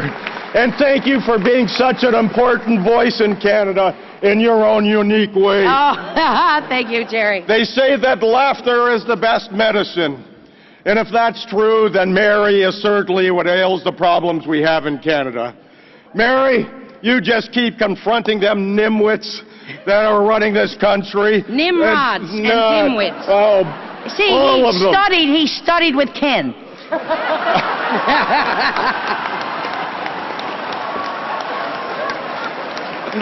Thank you very much, Mary Waller.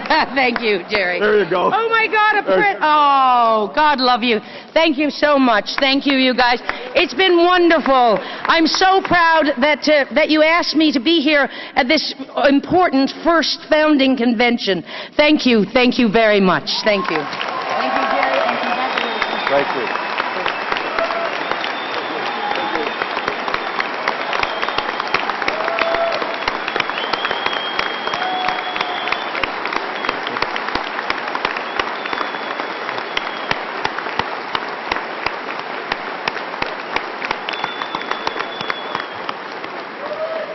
By the way, Mary, the gift is a muzzle in case you come back to cut my ass.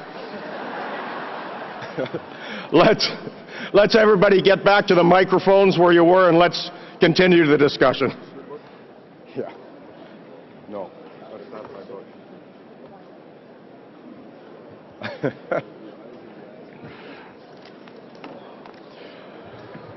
Can everybody get back to the microphones, please? There was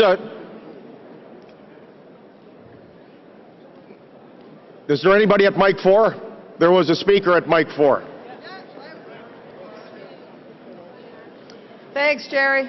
You're welcome. I get to follow Mary Walsh. Nice. Sorry about that. Sister Gwen Campbell from Unifor Local 1285. I stand in full support of this paper. I'm really, really excited to be here, to be a part of this. I'm thrilled with the diversity of the new National Executive Board, 11 sisters there. That's awesome. And I'm also here to talk about our fight for youth. We've heard several speakers before me talking about that. I can hear backlash. I hope it's just my ears. Somebody just told me to speak closer. Does that work? I don't know. Okay, so I wanted to talk about our youth. We've talked about that a bit, about how tough it is for them to find jobs. For our young people, it's so important that we get Canada back. My son has had to move out to Calgary, Alberta, to find work from here in Ontario. And I've been to Alberta. It's a lovely place. But it's awful far away from his mom and dad, and we're going to miss him a lot.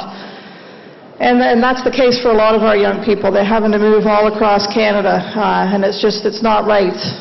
We should be able to find good paying jobs here in the province that they were born in. I want to talk about the power of our union, how great it'll be for all of our sisters. I just came from the last CAW's Women's Conference. Looking forward to the first Unifor Women's Conference. It's going to be fabulous, I'm sure.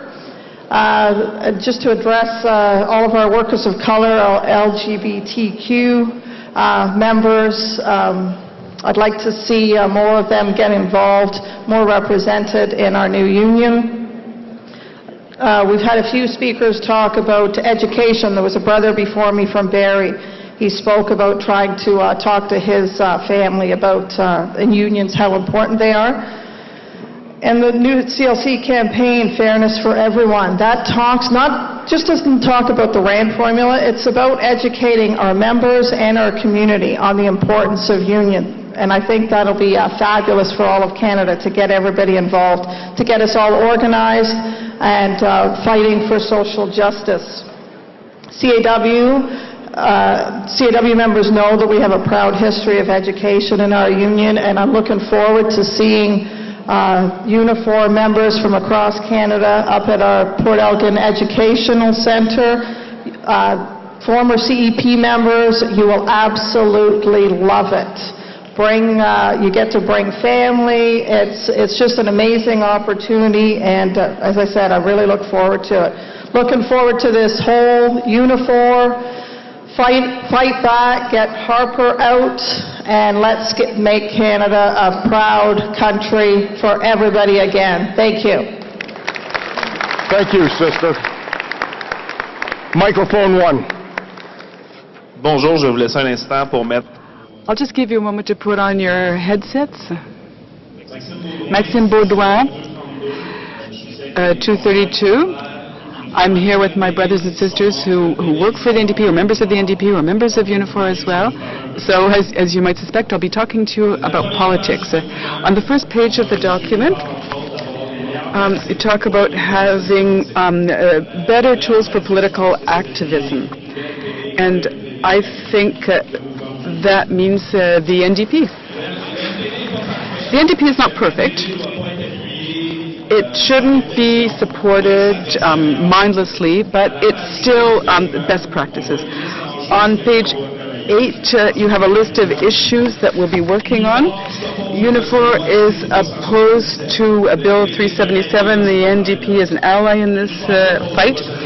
We're against C-255. We're also against the back-to-work legislation. The NDP is an ally on this, too. We're against the conservative interference or the interference of all government in bargaining, and the NDP is an ally. Protecting the RAND formula, obviously, the NDP is a major ally on this. But just to conclude, one of the 6 priorities is to make our voices heard in our communities and in politics. And we have to do this by working through the NDP.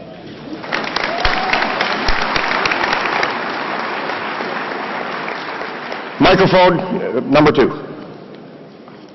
Rolly Kine, proud president of Unifor Local 112 in Toronto and proud member of the Unifor National Executive Board. Sisters and brothers, I just want to pick up on the point that Sister Robinson was making at the microphone. It's clear that our vision is bold. It's clear that our vision is ambitious. It's clear that our vision is comprehensive. But our vision will not succeed unless all of us pull together in a meaningful way.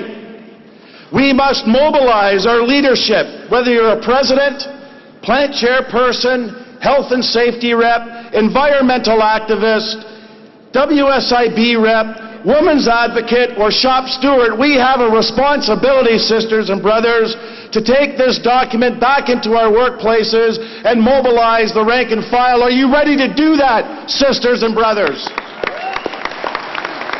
I can't hear you. Are you ready to do that, sisters and brothers? Are you ready to work hard, sisters and brothers? Louder, are you ready to work hard, sisters and brothers? Then and only then will we realize the vision. Thank you very much in solidarity.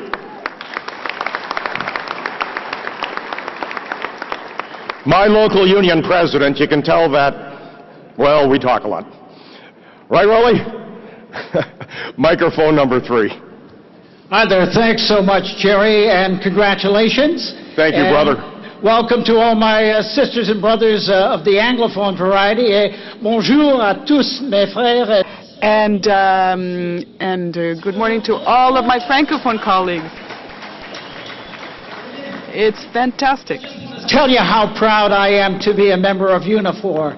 I love the fact that this is a union that is definitely reaching for the stars, that is overreaching itself almost, and with that idea in mind, we can only succeed. I just want to tell you a little personal story about myself. My working life began in the radio industry, which was non-unionized. My first job was for $475 a month and all the T-shirts I could eat. So after paying rent, I think I had enough money to pay for a nice BLT sandwich. After 12 years of working radio, I did what my mother told me to do, to get a real job, and I found a job at Bell Canada, and I thought I'd died and gone to heaven. They gave me scheduled days off. They gave me breaks. They gave me a decent working wage, a wage that would allow me to become a homeowner, to maybe buy a new car rather than a second-hand car. When I think back to that, those two realities, to live in the two worlds, I definitely know which one is better. One thing that I've noticed about a lot of people out there in society, especially those who are not as advantaged as we are, who work in sweatshops, they've been basically given the propaganda that in order for them to do well, they have to tear down the structure of the unions. And that's essentially what a lot of people say, you guys in the unions, all you're out for yourselves, you just want to make more and more and more and price yourself right out of the market. And my answer to them is no, what I think we should try to do is see if we can lift you up to where we are. And I think that is the most powerful thing we can do as a union, is to take all the people who are working for $10 an hour and living in downtown Toronto, trying to support a family where everybody in the family works just to put food on the table. I think what we need to do as a union is to talk to those people and to convince them that if they were to organize as our forefathers have organized, that there will be a better day for them in the future and for the future of all of us. Thank you very much. Thank you, brother. Now, with the indulgence of the room, we have 1, 2, 3, 4. How many speakers do we have? I think we've got... Oh, boy. Okay, look, we've got, I think, about 5 speakers. I would ask the 5 speakers, with the permission of the House, to please just 3 minutes, because we have a lockout going on in our union. I'd like to get through this policy paper once again with the permission of the crowd. I'd like to bring up the leadership from Local 184. We'd like to vote on the policy paper. Is that okay with everyone in the room? Okay. Let's go to microphone number 6. Bonjour. Good morning. Michel Ducap, c'est Local CO3, Unifor. I'm very happy and proud to hear what's being said at the mics today. We're very much aware of our duties and responsibilities. We know that when we go back into our workplaces, we have to change the balance of power. We have to change how our work is organized. Society is dysfunctional. Our economic model is not viable for workers in the working class. We're progressive. We're going to continue to move forward with our project. We're going to change society. And this isn't a dream. It's something we can perfectly well do. We've been talking about Unifor, and I'd really like to reach out to young people. I'd like the young people fight to be recognized. We're enthusiastic, we're ready, we're motivated. We want to be part of this fight more than ever before. And I'd like to send out a message to all young people. Get involved in your locals. Get involved with your committees. As we've seen, we have a lot on our plate. We have a lot of responsibilities. We have to get involved. We have to do it now. We have to start right away to get involved.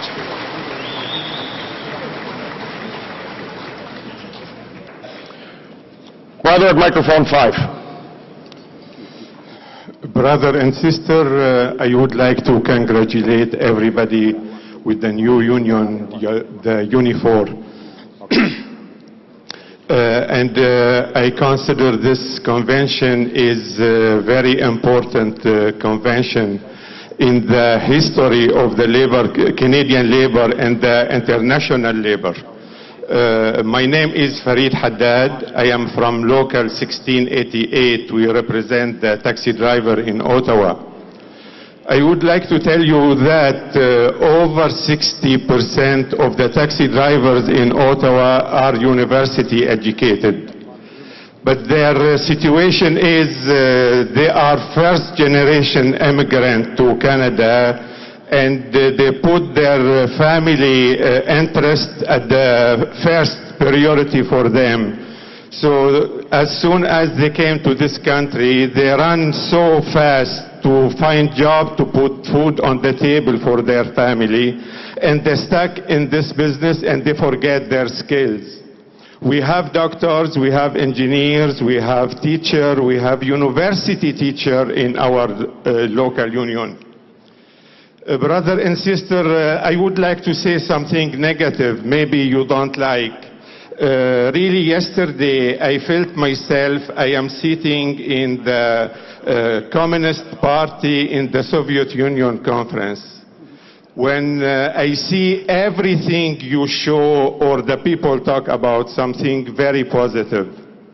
So the women who are unionized, they get income $6 something cents more than the women who are not unionized.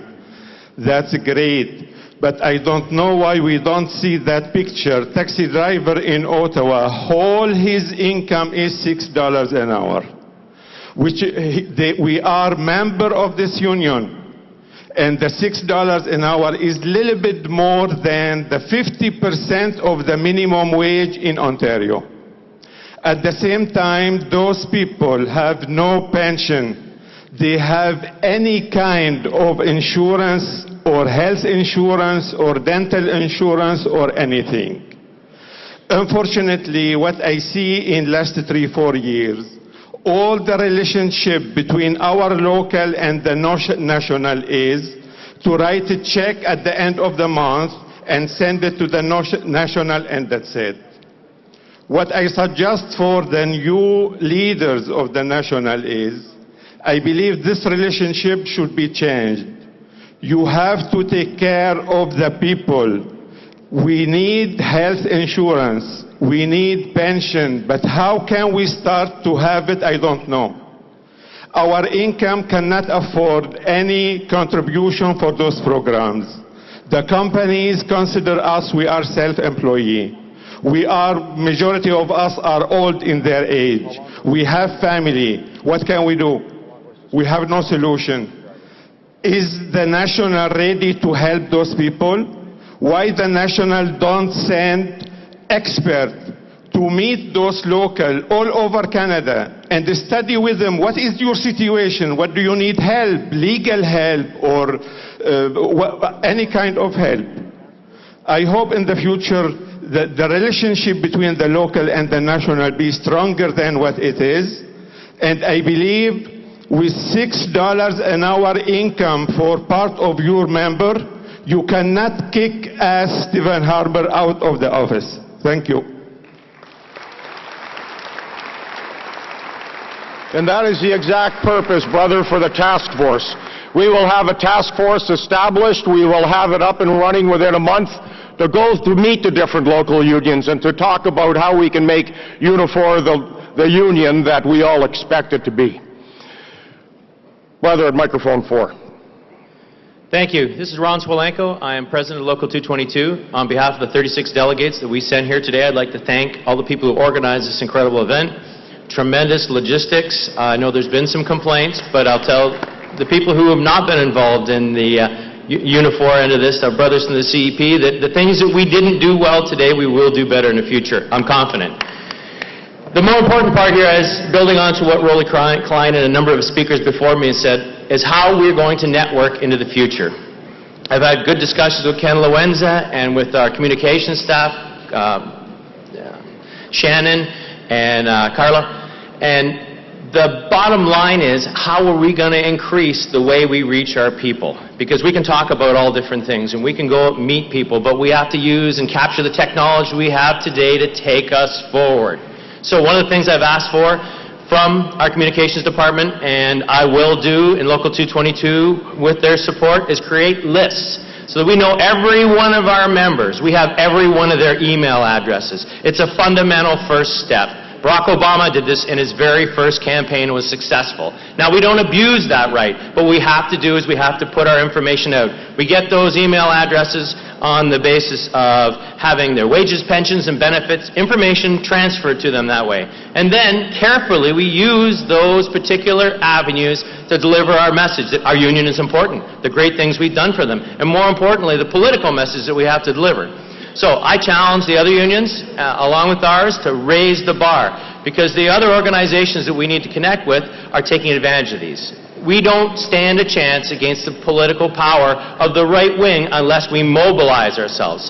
So when you see something like Egypt that essentially created an entire movement with this, a phone. These people don't have the kind of communication systems. They don't have the benefit of being able to sit into a room like this and discuss it. They'd be beaten. They were able to change their government by connecting. I say we grab that technology, we put it into our grassroots, we hook together with those players in the community that we can see benefit with. The organizations like Acorns is making the transition into Canada. We need to grab down deep. We're going to have our challenges, as the brother has brought up earlier, different collective bargaining situations and financial situations. But if we don't change the government, the direction will not change. And I beg everyone to take that final step, to spend the money necessary on their locals, because we're fortunate enough to be one of the largest locals in Unifor. We have some resources, but if the National Union provides us a format by which we can deliver that information to our members and then network and bounce and reach more people, because we have the power in this room. And there's no doubt that we'll leave this room on a high, but our execution will be the difference. When the rubber hits the road, we have to change people's minds, and we can do it. Thank you. Thank you. We were trying to get through the first vision statement and have it adopted. In fact, that's the wishes of the delegation before lunch, and the microphones are continuing to fill up. So I really am in your hands how you want to proceed. I see a sister at mic 2, so I think that we should have the sister speak, and then it's really up to you whether we want to continue this discussion or whether or not we vote on the recommendation before we turn it over to Local 184. So why don't I have the sister from mic 2 speak, and then I'll test the House, and we'll determine how we proceed after that. Sister at mic 2. Thank you, Brother Diaz, and congratulations on your excellent win there and leadership. I was excited about the whole process of democracy that occurred there. I wanted to stand and rise in favor of this policy, and I wanted to point out in particular at number 5, the making of progressive voice heard in communities and in politics. I was privileged to be a part of the Occupy movement, starting day one in Toronto. Then I moved my inspiration to Niagara, where a very, very small group of activists came together from all walks of life. We, over a period of about a year, watched our numbers bob up and down, and we got to a point where it was so difficult. The organization of a small group of people like that was so difficult. So I wanted to say congratulations to everybody that was involved with this wonderful document, the Constitution that we've adopted, because it takes a great deal of effort. Obviously, anybody who's been involved in any sort of leadership, as most of us have, understand that. I'm talking about the Occupy movement because it's been mentioned several times here. And I honestly, truly appreciate that, because it was a grassroots movement, along with the Quebec Students' Movement, which unfortunately I never got down there, but I did watch from a distance with great inspiration. And I wanted to mostly say I'm really excited about how we're looking to expand labor, expand beyond the people who are currently working.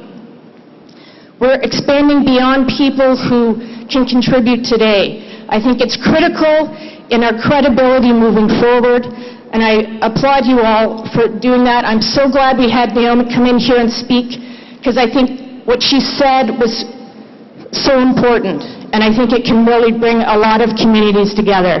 Thank you. Thank you, sister. Okay, I'm leaving it to you. We have 3 speakers. We have the delegation from local 184, and I want to remind everybody that we still have 2 policy papers to discuss after lunch. So, okay, the question has been called. All those in favor of calling the question, please signify. Opposed? It's carried. On the paper, all those in favor of the vision document, please raise your hands. Opposed? Carried unanimously. Thank you, brothers and sisters.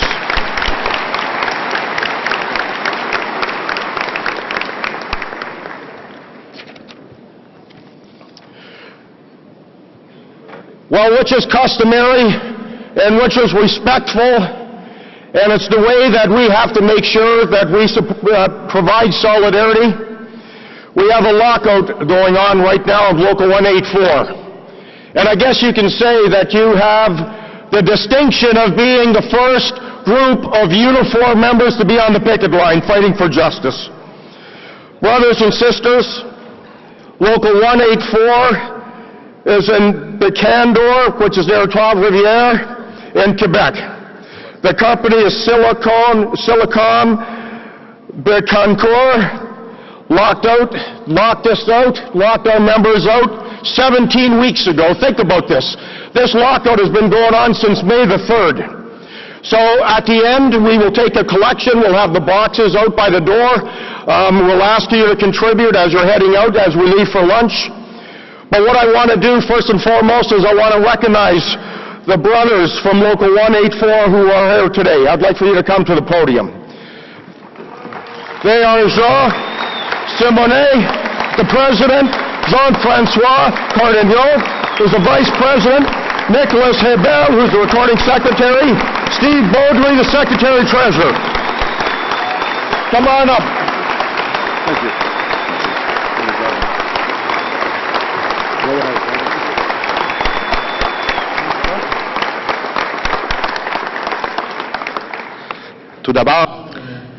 First of all, I would like to thank the officers for giving us the floor at this time. The plant exists since 1976, Scott W. Canada, and it became Silicium a few years ago. It is silicium produced for some 145 unionized workers. We signed an original collective agreement of 5 years, 2008-2013. October 2010, they created Silicium Québec. So Silicium Bécancour sold 49% of the plant to Bell Corning, a former client. At that time, the retirement fund was divvied up. Those who were already retired went to Silicium Bécancour, and those to come will be under Silicium Québec. In February 2011, the collective agreement was reprinted to include Silicium Québec, Silicium Bécancour as our employer. In January 2012, Silicium Bécancour went under LACC and was in financial difficulties. Shortly thereafter, a company announces some $4 million to keep Silicium Bécancour in business. We didn't know who it was at the time. All of this was being done behind closed doors. In March 2012, the union met with a few potential buyers, those who were interested in providing an offer for Silicium Bécancour. Well, Globe Specialty Metals acquired 51% of Bécancour for some $41 million. In June 2012, Globe announced the cutbacks. Well, I suppose we weren't too hard hit. Only one position had been abolished and 2 managers were laid off. And a representative from Globe went to Bécancour on a permanent basis. And then it was Operation Charm. Very quickly, employees from Bécancour were invited to go to the States to see the plants. They paid pizza for everyone, saying that the results were good, that we were meeting standards and in fact surpassing these. At Christmas, well, it was turkey for everyone, right? For the retirees, let me tell you, it wasn't so funny. The Globe doesn't want to make these special payments for the Silicium Bécancour pension fund. Not their problem. All they bought were the assets. The pension plan is solvent at 60%, and the retirees have not had any benefits since January 2012. We're still before an adjudicator. It's a violation under the collective agreement. We're talking about grievances of some $10 million. We have 2 employers, and we feel that Silicium Québec should abide by the collective agreement. The collective expired in April, and so the employer wanted us to get to the bargaining table sooner. On the 15th of February, there was a first meeting, and the employer tabled a document titled Request for Change to the Collective Agreement, a rather vague document. It wasn't a book of demands, as we know it. At the following meeting, the employer provided us with the company's proposal for non-monetary matters. Some 13 March, we were told by the employer that they were asking for conciliation. On the 3rd of April, the conciliator was in attendance. A lawyer from Montreal became the spokesperson of the employer at the bargaining table. And here is what he had to say. Globe has 4 other plants in the States, and the labor costs aren't as high. They are at $300 metric ton, and we're at $513.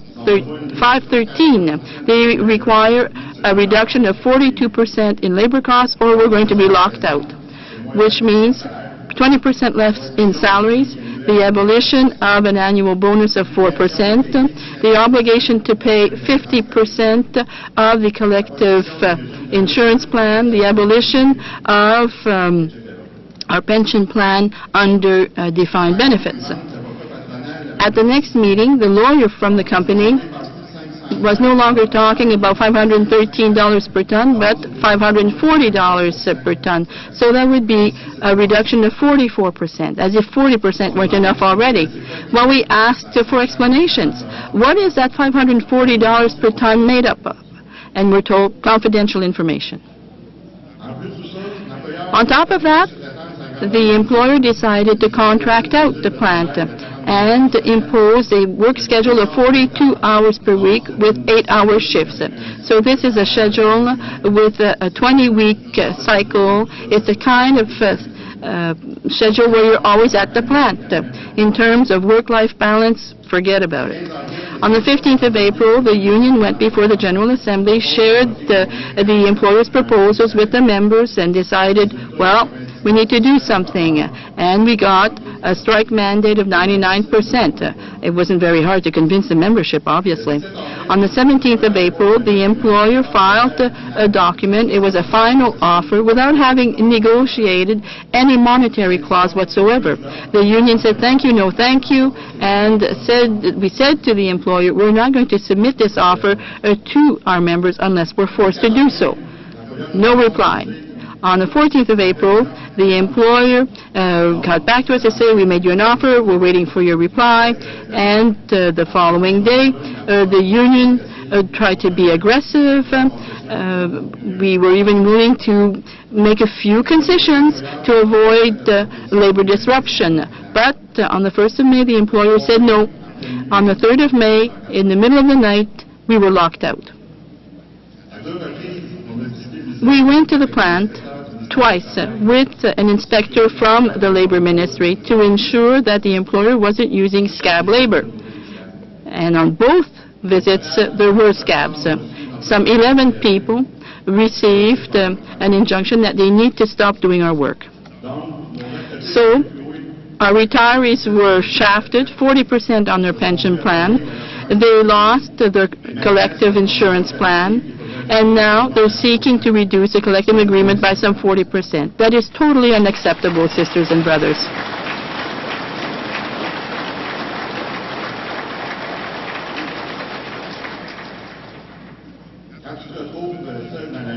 When you're alone in the street at night, you really feel lonely. But when you get words of encouragement from the other locals, that helps us to stand our ground. The creation of Unifor is something truly incredible. To know that some 300,000 members are behind us, that is very reassuring. We don't know how long this labor conflict will last, but we need moral support, of course, but we also need your financial support. So I want to thank those who already send us some funds, but those of you who have not yet contributed, if you can contribute, we thank you ahead of time. This is what will allow us to get through this. Thank you. Thank you, everyone. Thank you, Unifor.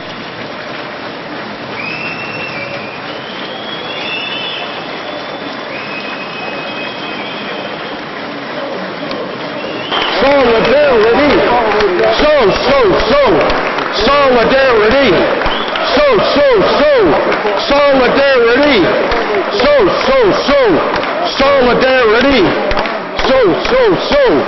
Solidarity.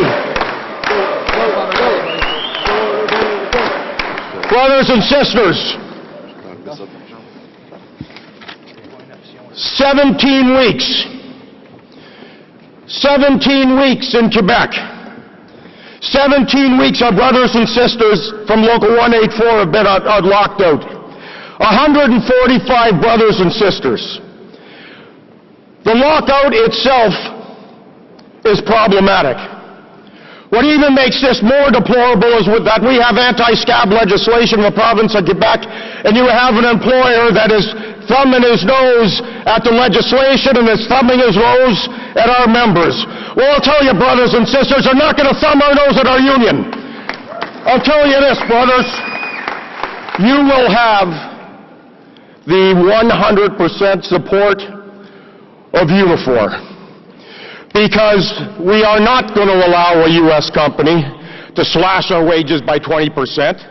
We are not going to allow a U.S. company to take away our defined benefit pension plan. And we are not going to allow a U.S. company to reduce their premiums by 50% for benefits. And we're damn well not going to sit back while they contract our jobs and have nothing to say about it. So, brothers, we will get their attention. Thank you very much, brothers and sisters. We're going to contribute. We need our brothers and sisters from Quebec to get on that picket line, and we need to make sure we get this company's attention any which way we can, and we will. Thank you, brothers and sisters, for a great morning. Please contribute as you're heading out the door, and we'll see you. Pardon me? Oh, a couple of announcements. My apologies. Brother at mic 5. My apologies, didn't see you. Merci, Jerry. Thank you, Jerry. Well, I wanted to make an announcement about Local 184. Alexandre Lamarre, formerly CAW, now Unifor, Local 2889. As the full executive is here, more so than is usual, we voted and we decided to make a donation to the Local 184, as a very first sign, positive sign, that the merger of these two unions, to Unifor, it's some 412 members, $1 per member, that's $412, and I challenge all of the locals in Canada, in Quebec, especially former CAW, $300,000, $1 each, that's $300,000, sisters and brothers. I challenge you.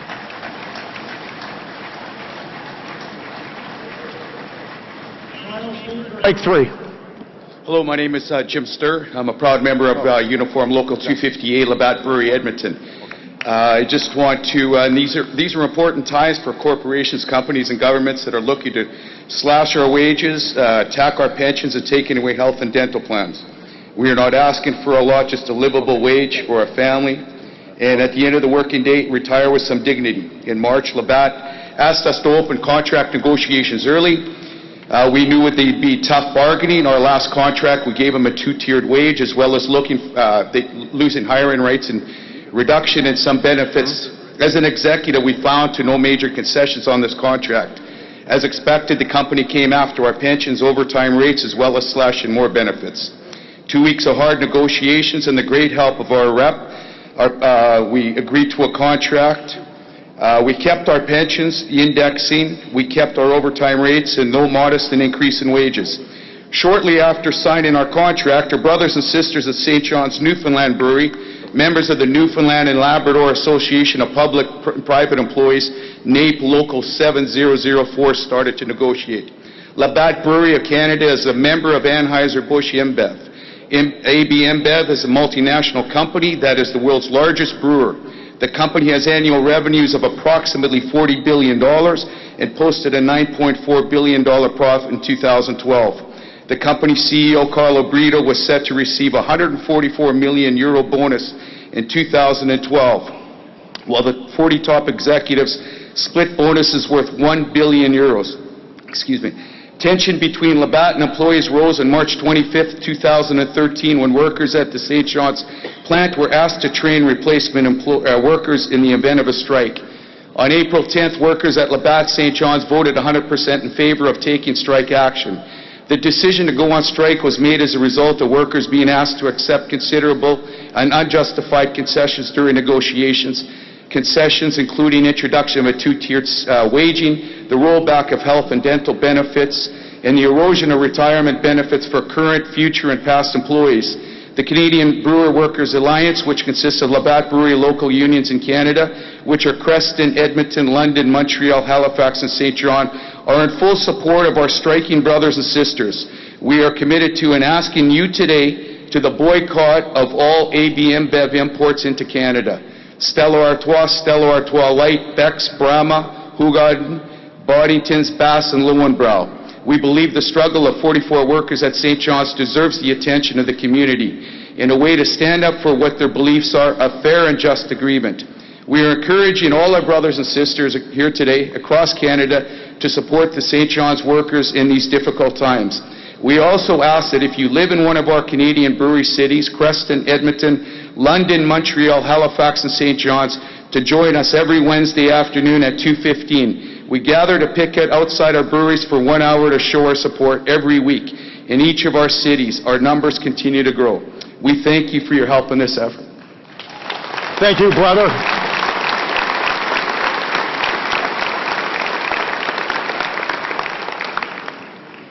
We have two more speakers, I believe, on 4 and 6, so let's go to microphone number 6. Do we have 2 on 4? Okay. Sur 4. 6. Okay. Merci, confrère. Thank you, Brother Jerry.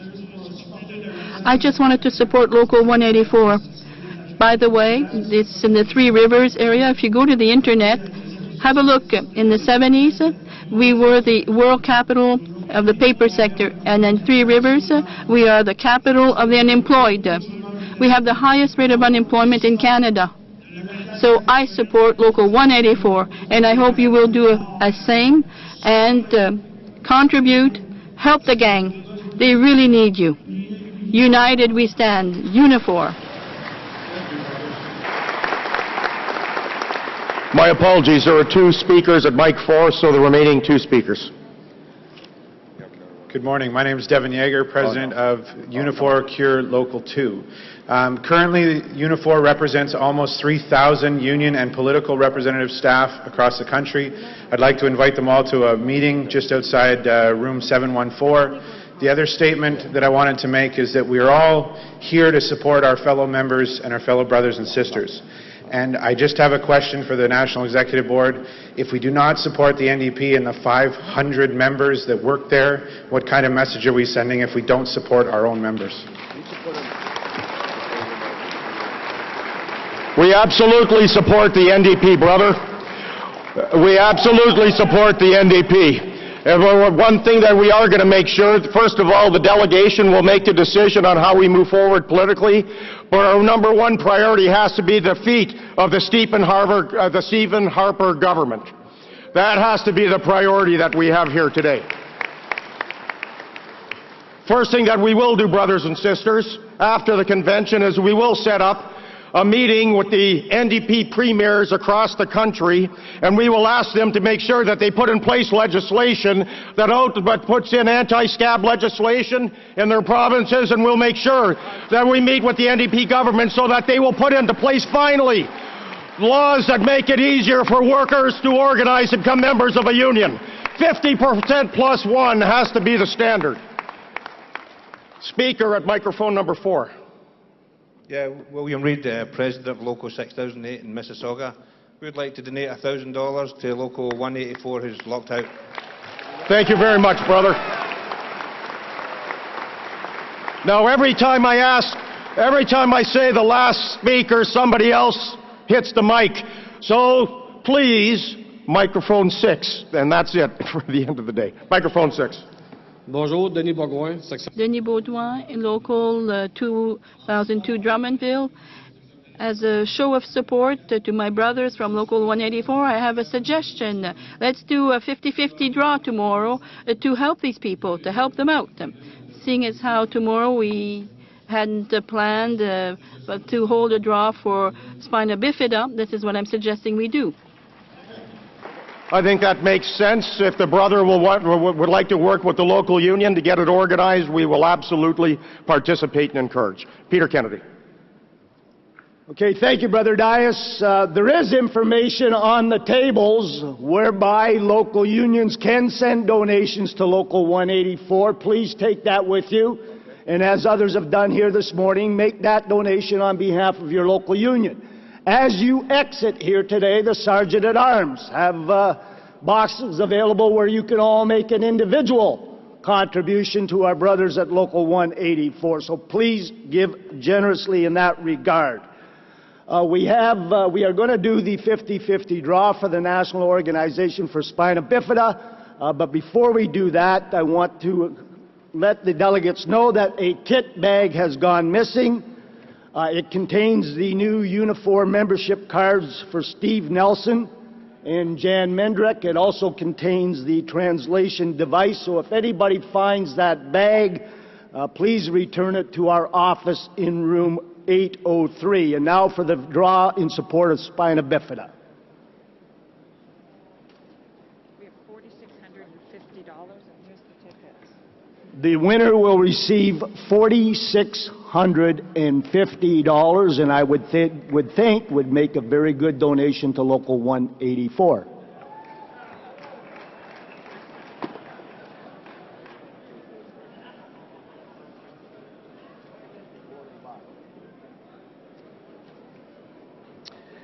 The winning ticket number is 8741-894.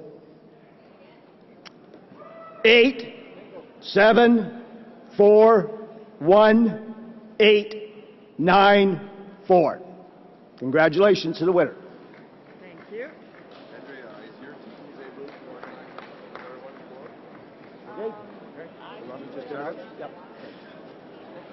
Okay, so if we can all come back to the hall for 2:15. 2:15, please. Thank you for a great morning. Give yourselves a hand.